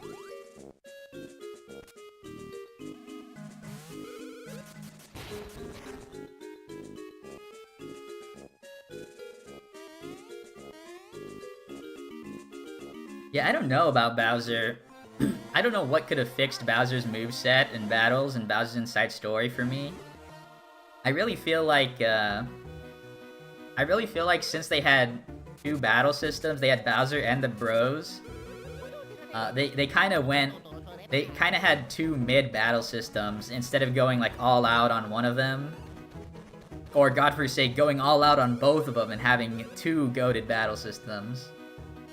But yeah, when there's solo, like it really does feel like the battles can get kind of boring, especially for Bowser. But like the highlight of the game is when you have boss battles that include both Bros. Like I will say the final boss with the Dark Star Core and Dark Bowser, it's up there as possibly the best fight in the entire Mario and Luigi series. It just sucks that throughout the game, having a really good tag team battle was kind of rare. Like, I think the final bosses, Fawful and Darkstar, they were really good about giving both parties a big role during the fight. But a lot of the time when you had a tag team battle, it ended up being like Bowser fighting the real boss, and then Mario and Luigi just cleaning up a minion.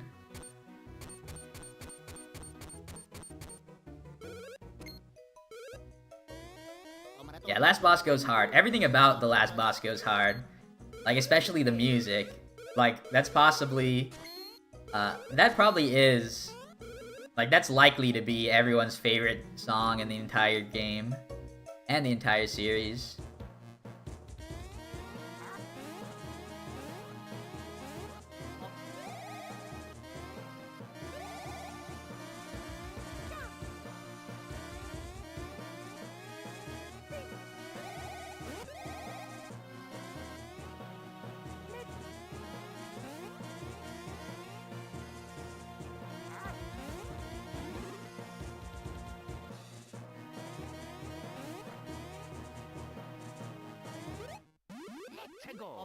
Yoke.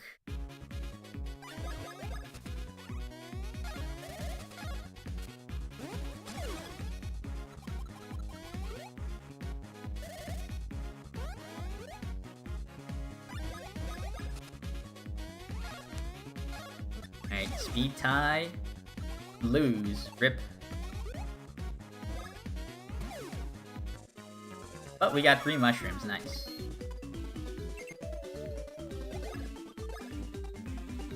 Oh, so close to that 3. Feels bad.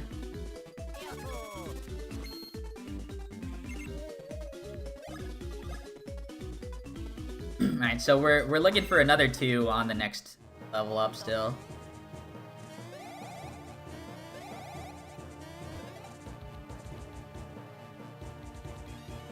I think the final boss on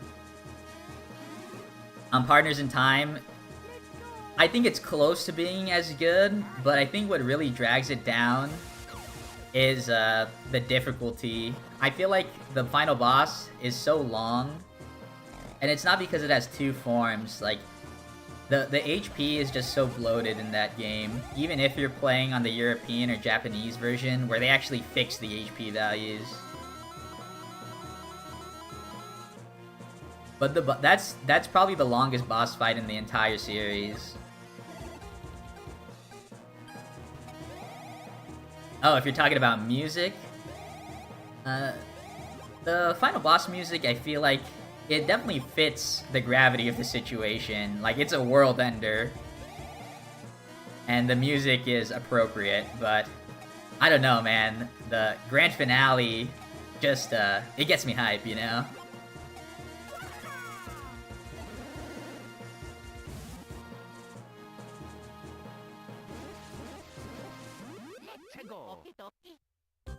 Oh, I wasn't even thinking about any of the rematches.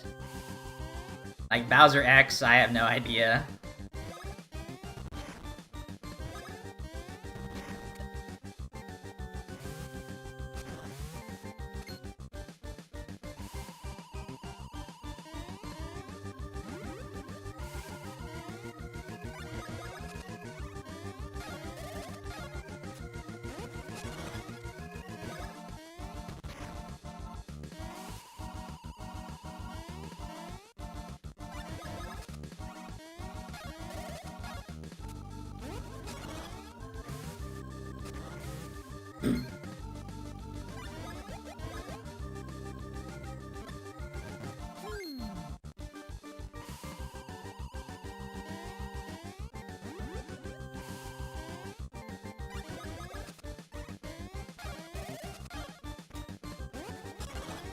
Bowser X is notorious for being hard. Yeah, I've never played it.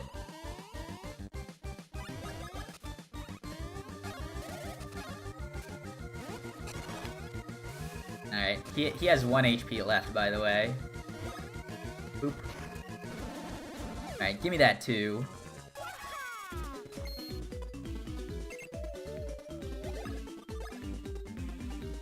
Ah, alright. Well, invalid run, everybody. But in order to keep a good paced run going, just to practice being in a good run scenario, I will use the rewind function.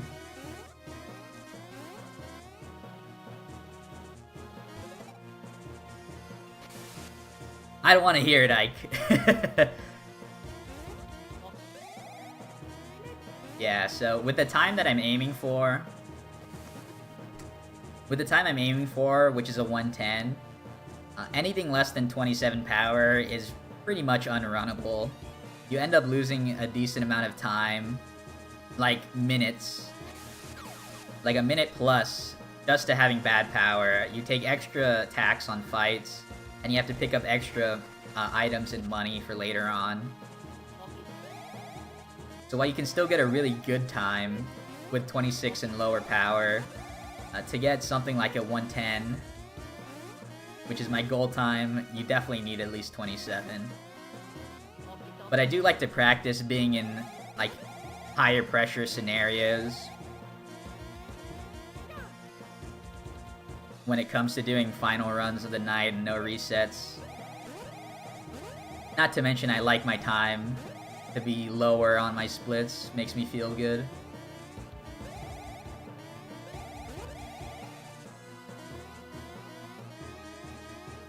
Alright, since I got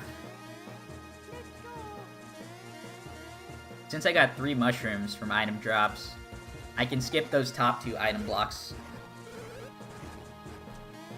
And depending on your mushroom count and how many you get from the 4 encounters, I believe. 4 encounters in the early game, you can skip different amounts of mushrooms.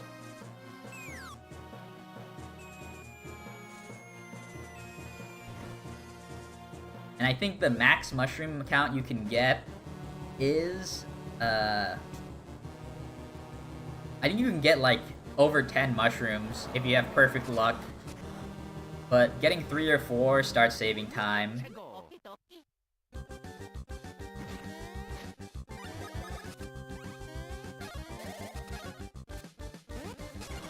Alright, give me that lucky. Lucky doesn't actually matter with this power. You always need to do 2 advanced commands. Or excuse me, you always need to do 2 bounce bros.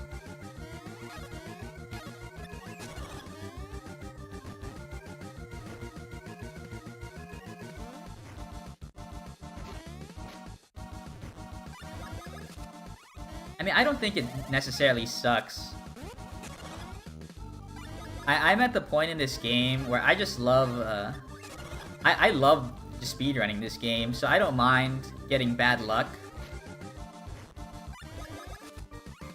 Like, it sucks that I won't be able to, like, get the world record on, like, one single run, but I don't ever mind having to grind this game. Like, I love it.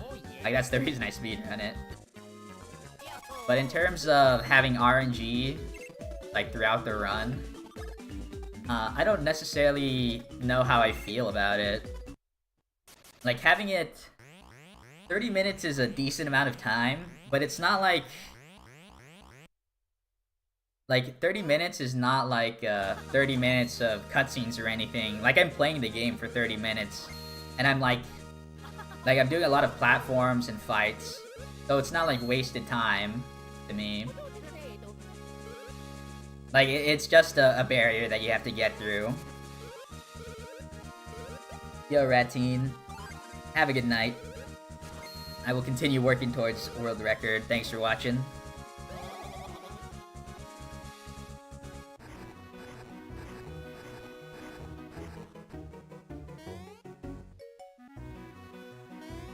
Yeah, because you could say that. You could say the same thing for Popple and Birdo. Like, it's technically a 50-50, and, like, it's random whether or not you lose 40 seconds or not. And that one is much later in the run. It's an hour into the run, right? But again, like, it's always, like, a high-tension situation when you're that far on a good run. And it's exciting to watch, to see what you're gonna get.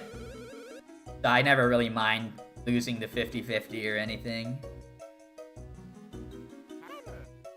And especially at this point in my grind for world record, I've gotten 2 110 world record pace runs, and 3, or maybe 2.5, if you want to count like the last run that like died right before Popple and Birdo. But like I've done the run. I've already gotten 110 pretty much multiple times. So I know for a fact that I could do it again, so I don't mind. I'm never like disheartened.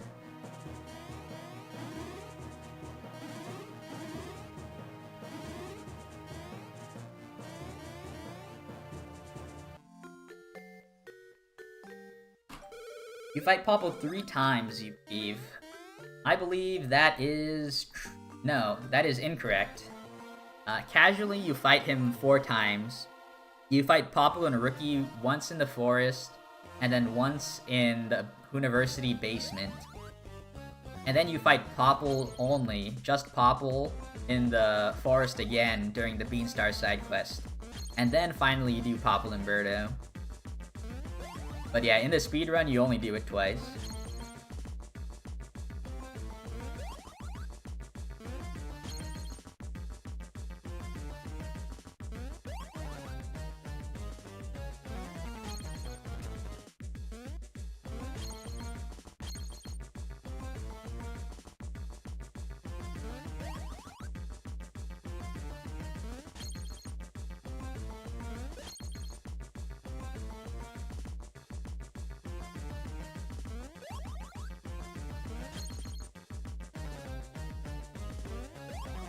Yeah, so in the other categories, all bosses and glitchless, you do end up seeing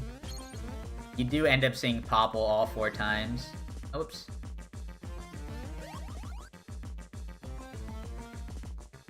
We'll go over 13. But in this one, we don't care about Popple, unfortunately. He's just a random.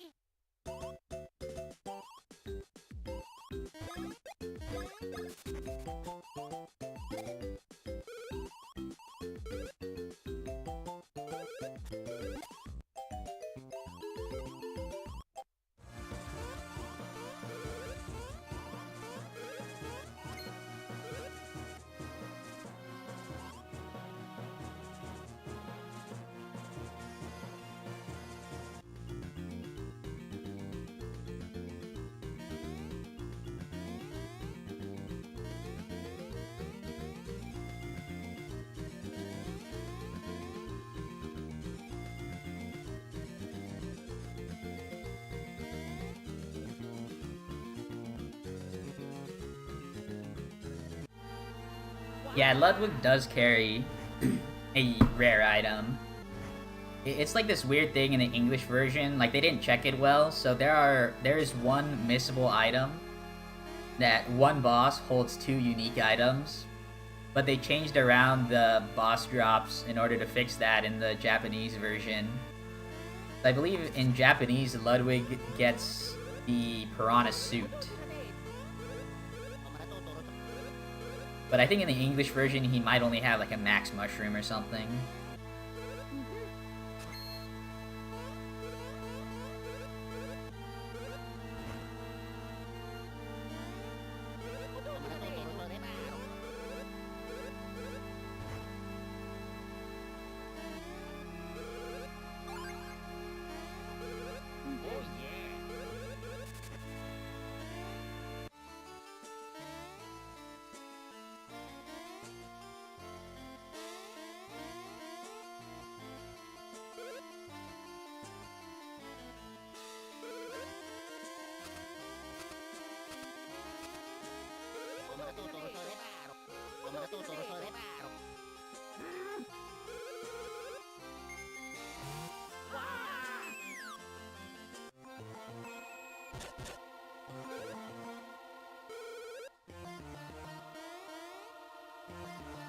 Yeah.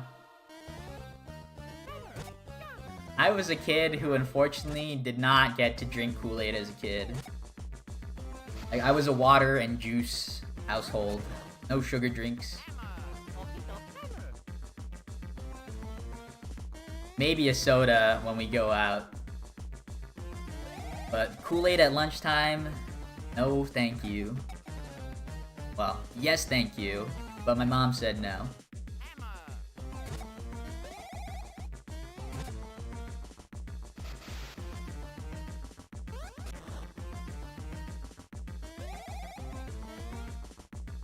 You love having functioning kidneys.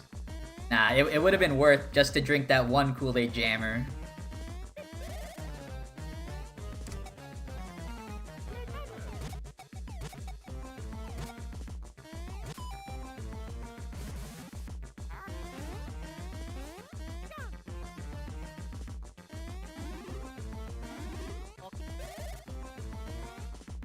A V8 juice.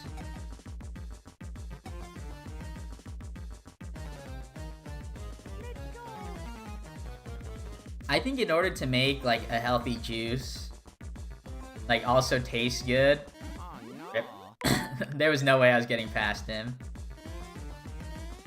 Get over here.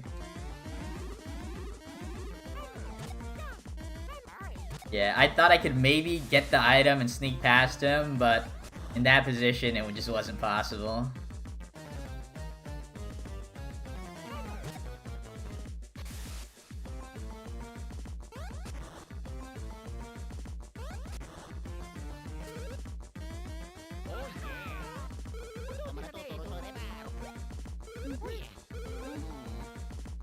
Yeah.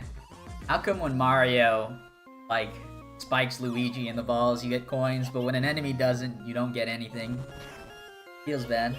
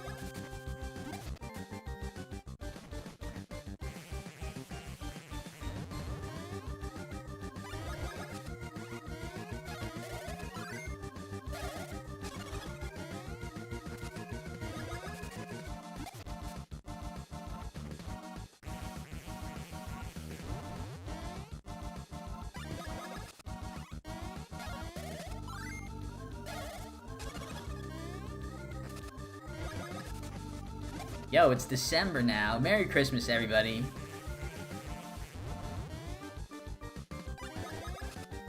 I can finally admit that my Christmas tree is already up. Whoops. Speaking of Christmas trees being up.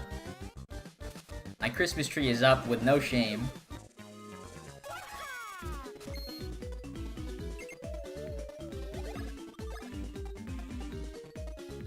Nice too. What's the most damage you can do in Superstar Saga? I don't know off the top of my head, but I'm sure you could find like a super epic YouTube short about it. And you should definitely give that short a like when you do watch it.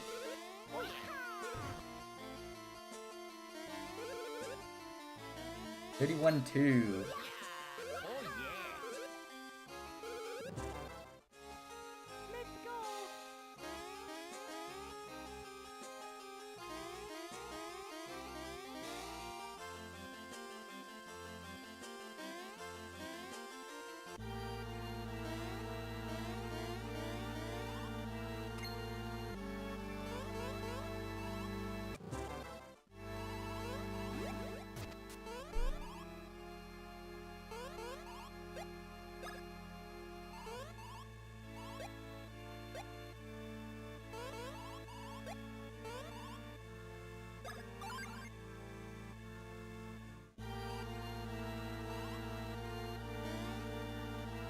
Yeah, it does make use of the zero defense glitch. It's actually really difficult to set that up, getting max damage, because you need to make sure Luigi is like level 5, while Mario is level 99.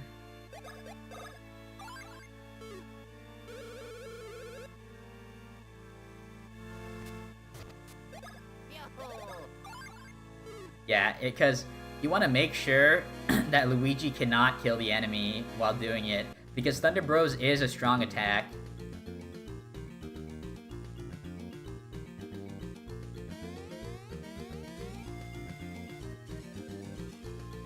And then the most optimal enemy you could use it on is the Goos in Joke's End, because they're also weak to fire.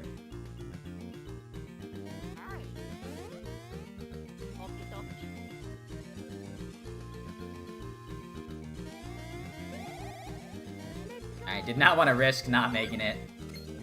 It would have been hard to dodge the beanie and make the platform with that positioning at first.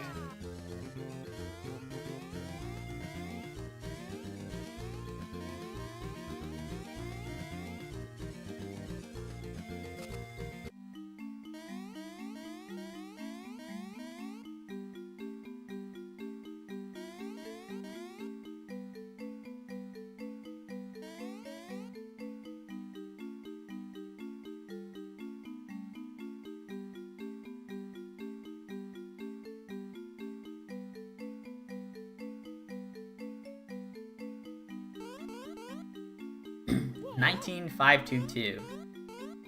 I was going to say 19,000. Unfortunately, I didn't have the guts to pull the trigger.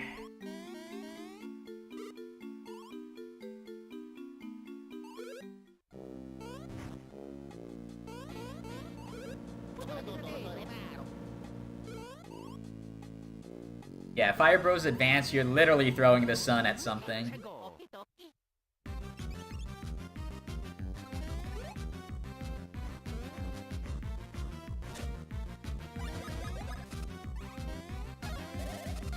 It'd be jump 2-2.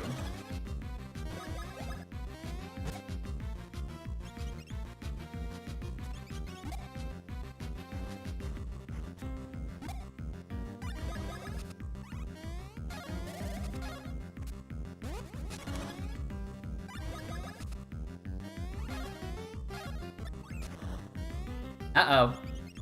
Something went wrong.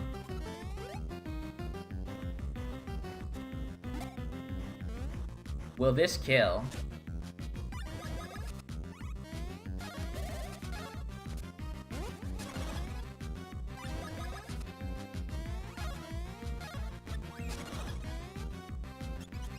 Yeah, rip. I believe it was jump 3-3, not jump 2-2. That must have been it.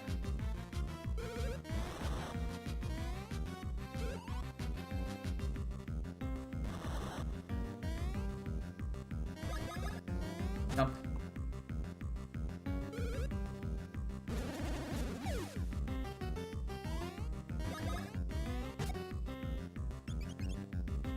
Rip. Yeah, I've seen that glitch. There's like a really old video on it.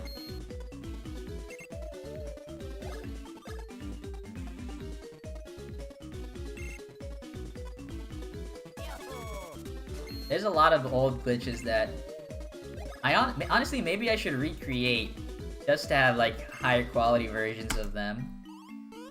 Because a lot of the glitches or the glitch hunter scene of this game, like a lot of it is from like over a decade ago. Like everything else after that usually has come out from the speedrun community.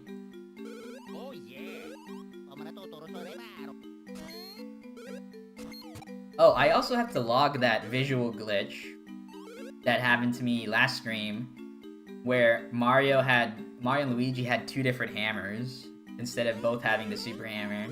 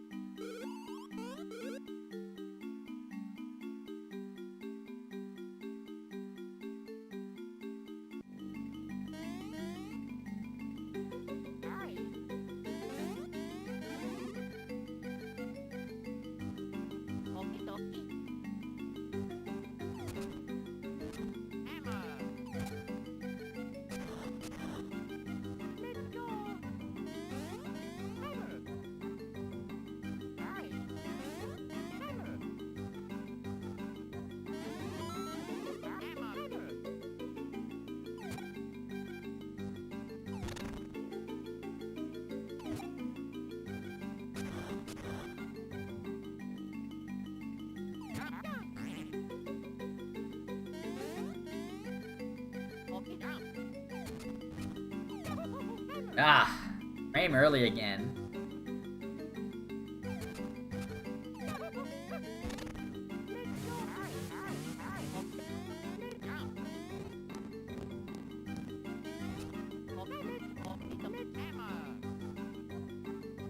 At least second try.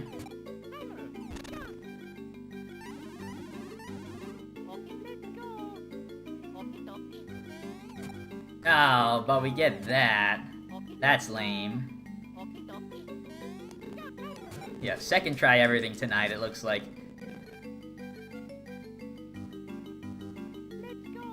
Oh yeah, if anyone is still here from the raid that's new, this is what the rest of the run is gonna look like. A lot of pixel vomit.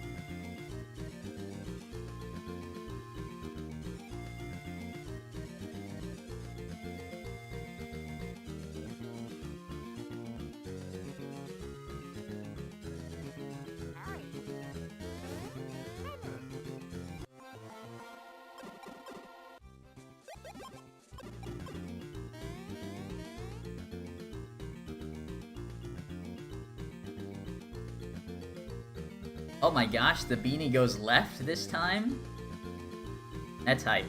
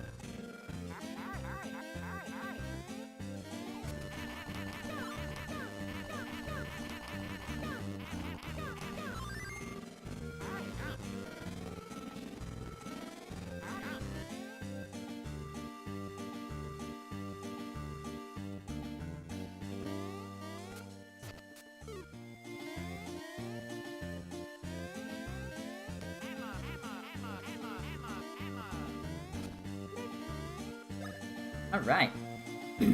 We are back in Funky Town. Albeit a little bit slower than last time, but pretty good run so far. Aside from the rookie fight, where I accidentally did the wrong attack, this run has probably been a little bit cleaner than the last run. Only issue was having to use the rewind.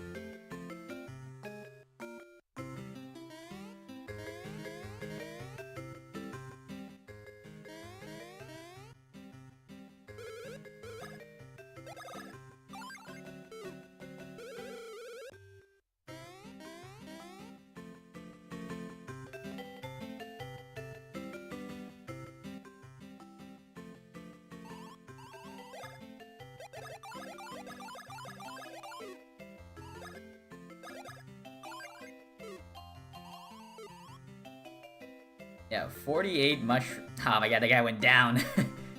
48 mushrooms again. That's most likely because of the extra stash points, actually.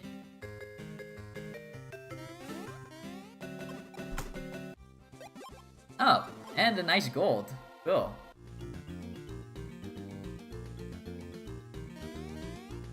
Sub 110 sum of best segments. 109 RTA possible, question mark? Get up there. Probably not. But that is cool.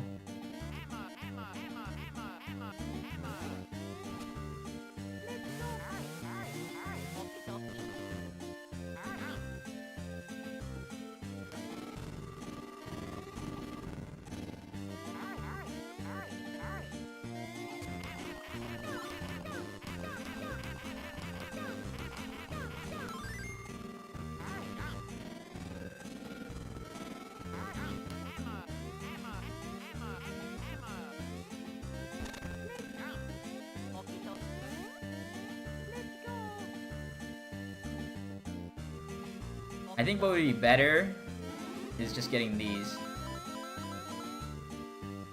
Yeah, getting those coins is better than selling a mushroom.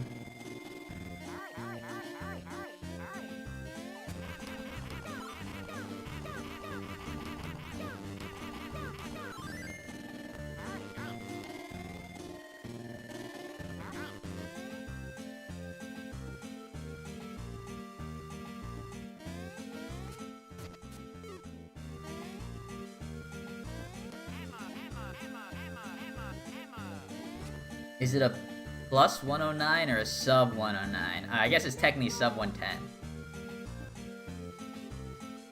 Okay, okay. That was the worst possible beginning ever. I have to reload the room. Yes. Alright. Sometimes you gotta deal with rooms like that, where all the enemies are just gunning it for you.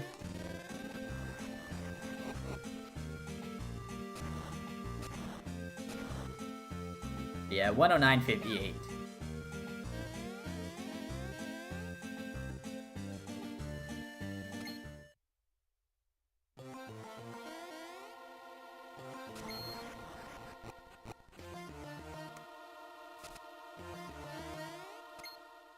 Mario! Luigi!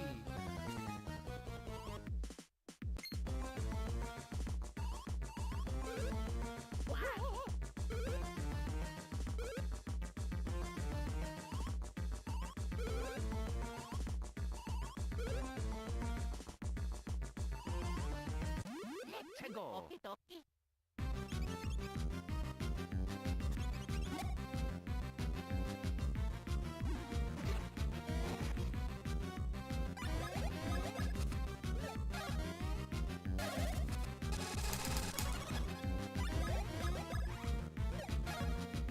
That was pretty good, but I gotta have some cleaner attacks for the next two. This should also be helpful.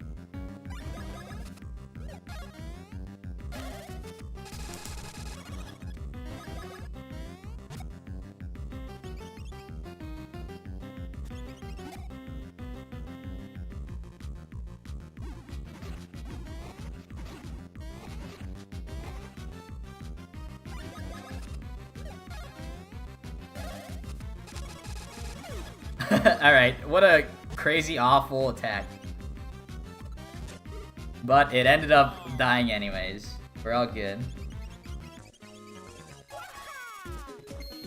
Imagine a category where you have to clear every type of enemy. Yeah, that would be crazy difficult to track. Looks like you're mashing. Yo. Your mashing is good enough to kill Popple and Birdo in 3 hits then. Flex that on all your friends.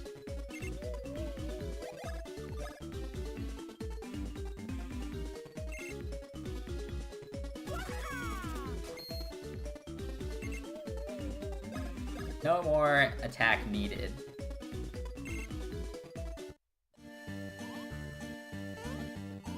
Yeah, Popple one-shots every boss at this point. Every attack from every boss will one-shot Mario and Luigi now. We are about 25 to 30 levels under-leveled.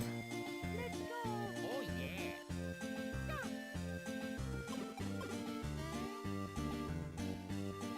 Whoa, whoa, whoa, whoa, whoa. It is not because Luigi is a scrub. Luigi is actually so godlike. In fact, even if he had one more level, he would probably 100% guaranteed live every attack in the game. It's just that the pilot, which is me, is trying to make him die.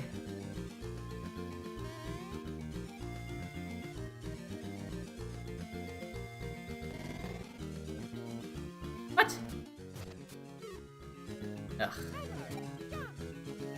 Gotta do this.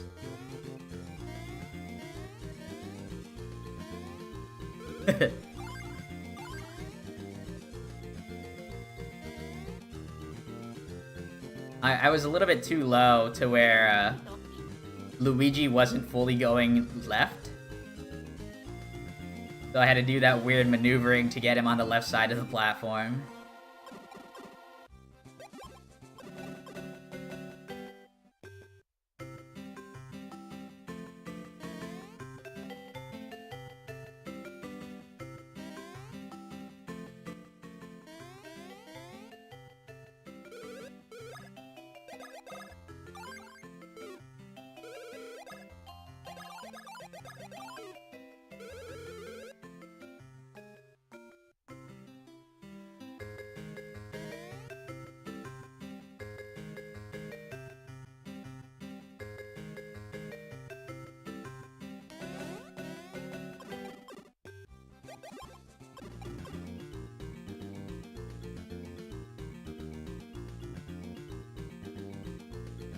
Oh my god, the beanie went left. This is a new era for Superstar Saga speedrunning, where all para beanies will no longer block your path. An era of peace.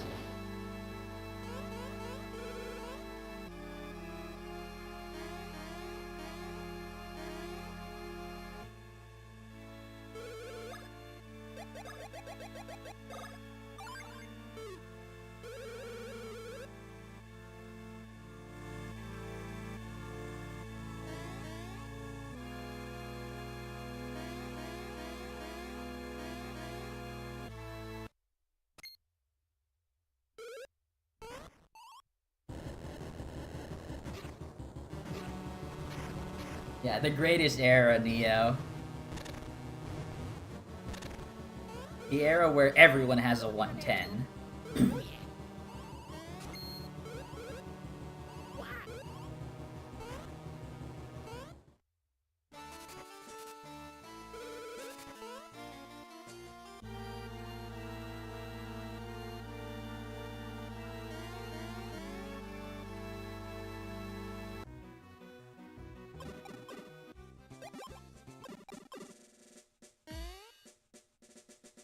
You might even get a 110 before me, Neo.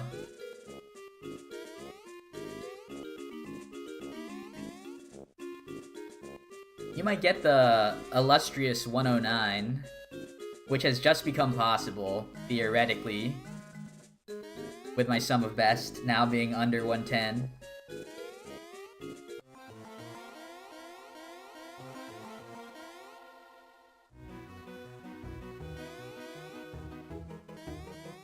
Alright, so there's one thing I want to test during this fight is if I currently have 11 damage. Like, if I have 48 mushrooms, if I have 11 damage. Actually, I guess I could have tested that during the Pablo Umberto fight, but I didn't even notice. So I'm gonna go into Cacletta without picking up the Ultra Mushroom.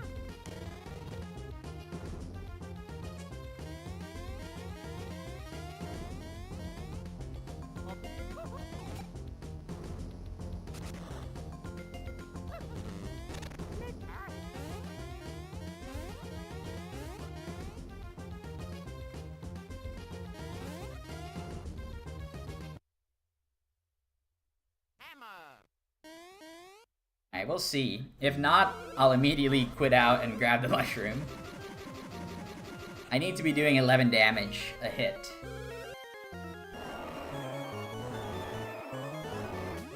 Let's go.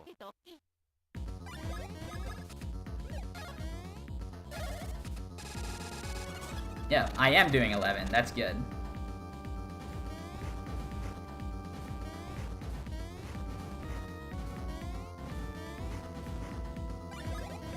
Huh.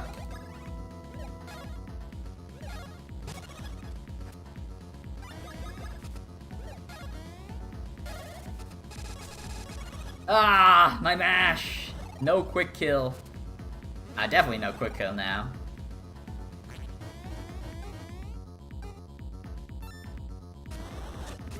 Nice. When you try to time something instead of just reacting to the correct timing.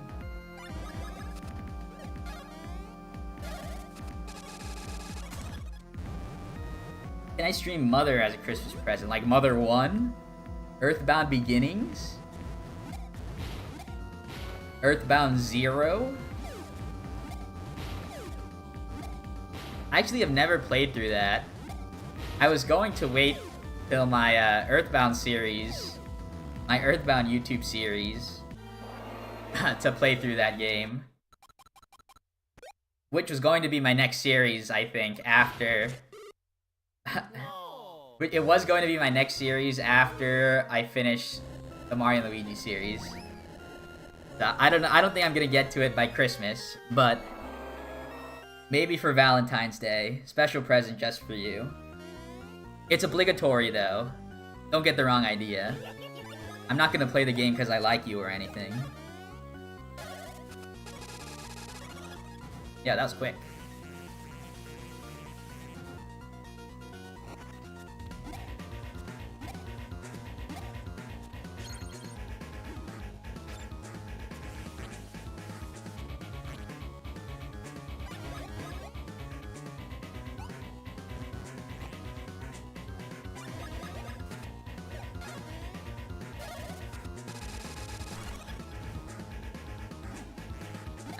You're gonna have to kill Mario, please. Thank you. No, Mario.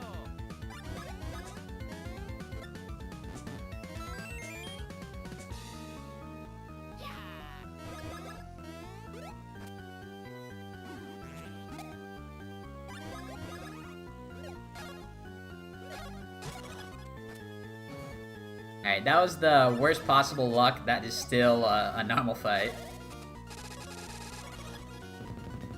Like, one more attack or counterattack with Mario, and I would have killed the hand, and I would have not gotten the extra attack on Chopper Bros on the heart. It very rarely happens, but it does happen.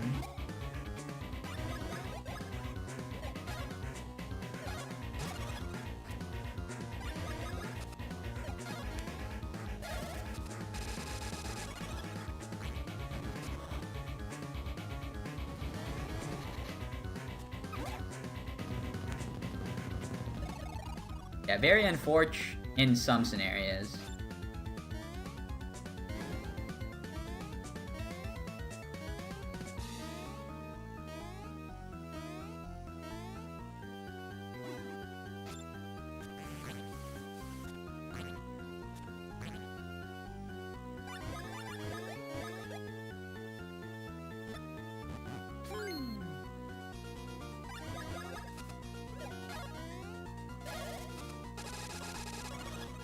The run was shaping up to be pretty good.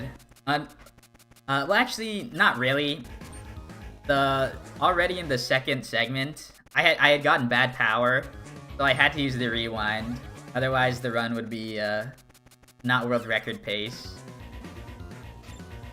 Yeah, and since this was my last run of the night, I made it a no reset. It was gonna finish no matter what, so I just decided to continue with a better run instead of going in with a bad power run.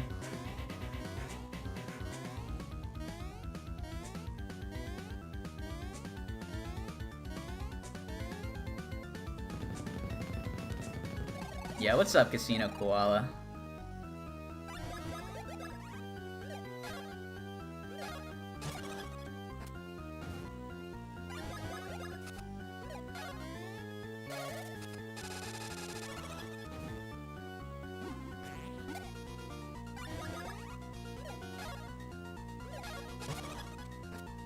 And you were being a nerd, so you missed the early game.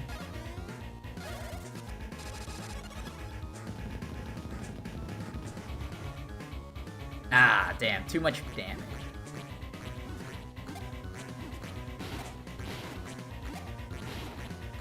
Ouch. Alright, I wasn't sure who was coming next. I still wasn't sure who's coming next. Apparently Cacletta just loves red.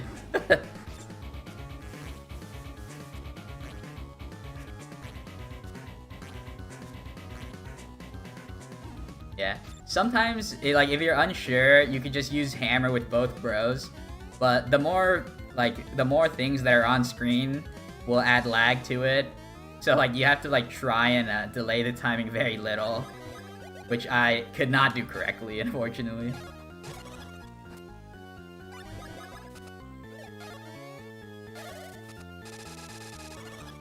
Yeah, that was really fast. This attack is predictable. Yeah, I mean, you can see the orbs as they're forming, because they form in different colors, but it just, there's just a lot going on, so sometimes you don't catch it.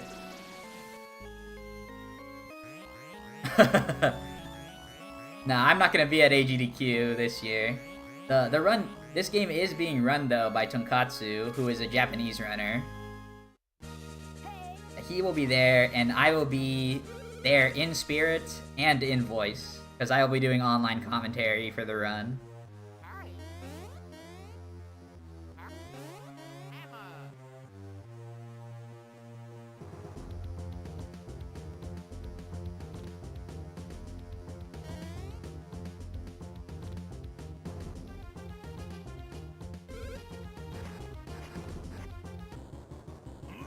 Yeah, this game has really good luck with getting into GDQs.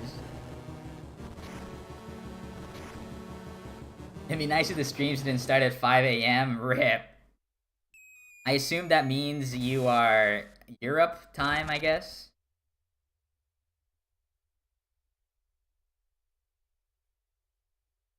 Which is unfortunate, especially when you're like me who streams West Coast.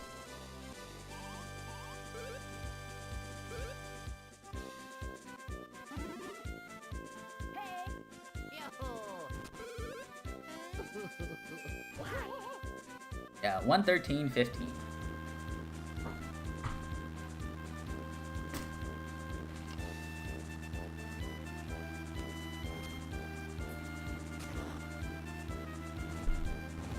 Yeah, I know, like, I have a few Japanese friends too who stream, and they try to stream to an American audience as well. So they have to stream in the morning. I think a lot of Japanese people, like, I think the streaming culture, like, in general, might also just, like, stream in the morning, because a lot of people stream before work, I guess.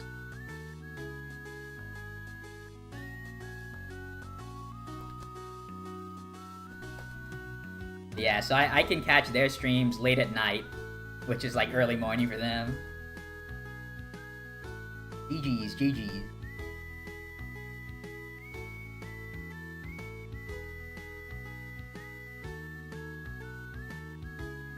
Yeah, that is it for tonight. That is my last run. We actually got a random gold split, which is always nice. My sum of best is really optimized, so getting any little gold split, even if it's 1 second or 1.5 seconds like I did today, is cool.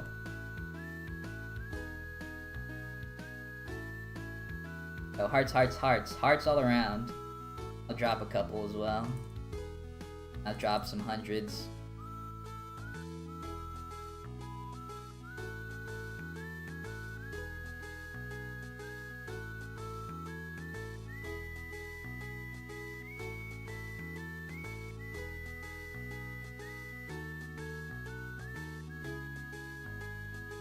It could mean potential. There's probably potential for a few seconds here and there. The biggest potential for gold is Cacletta. Like, the Cacletta fight is just... there's just a lot of variation in it, so it's really difficult to even get that gold. Or to, like, estimate how much time I could save. But I do believe I could probably save above 10 seconds. Like, maybe 15 seconds if I have an absolutely perfect Cacletta fight. But that's really difficult to pull off, not to mention rare, like I said.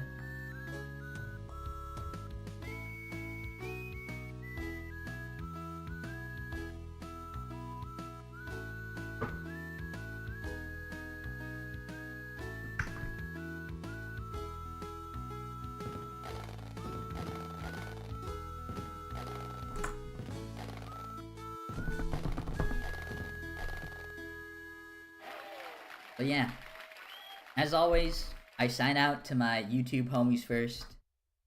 TYT Life for watching YouTube. Stream hopefully tomorrow. Have a good night.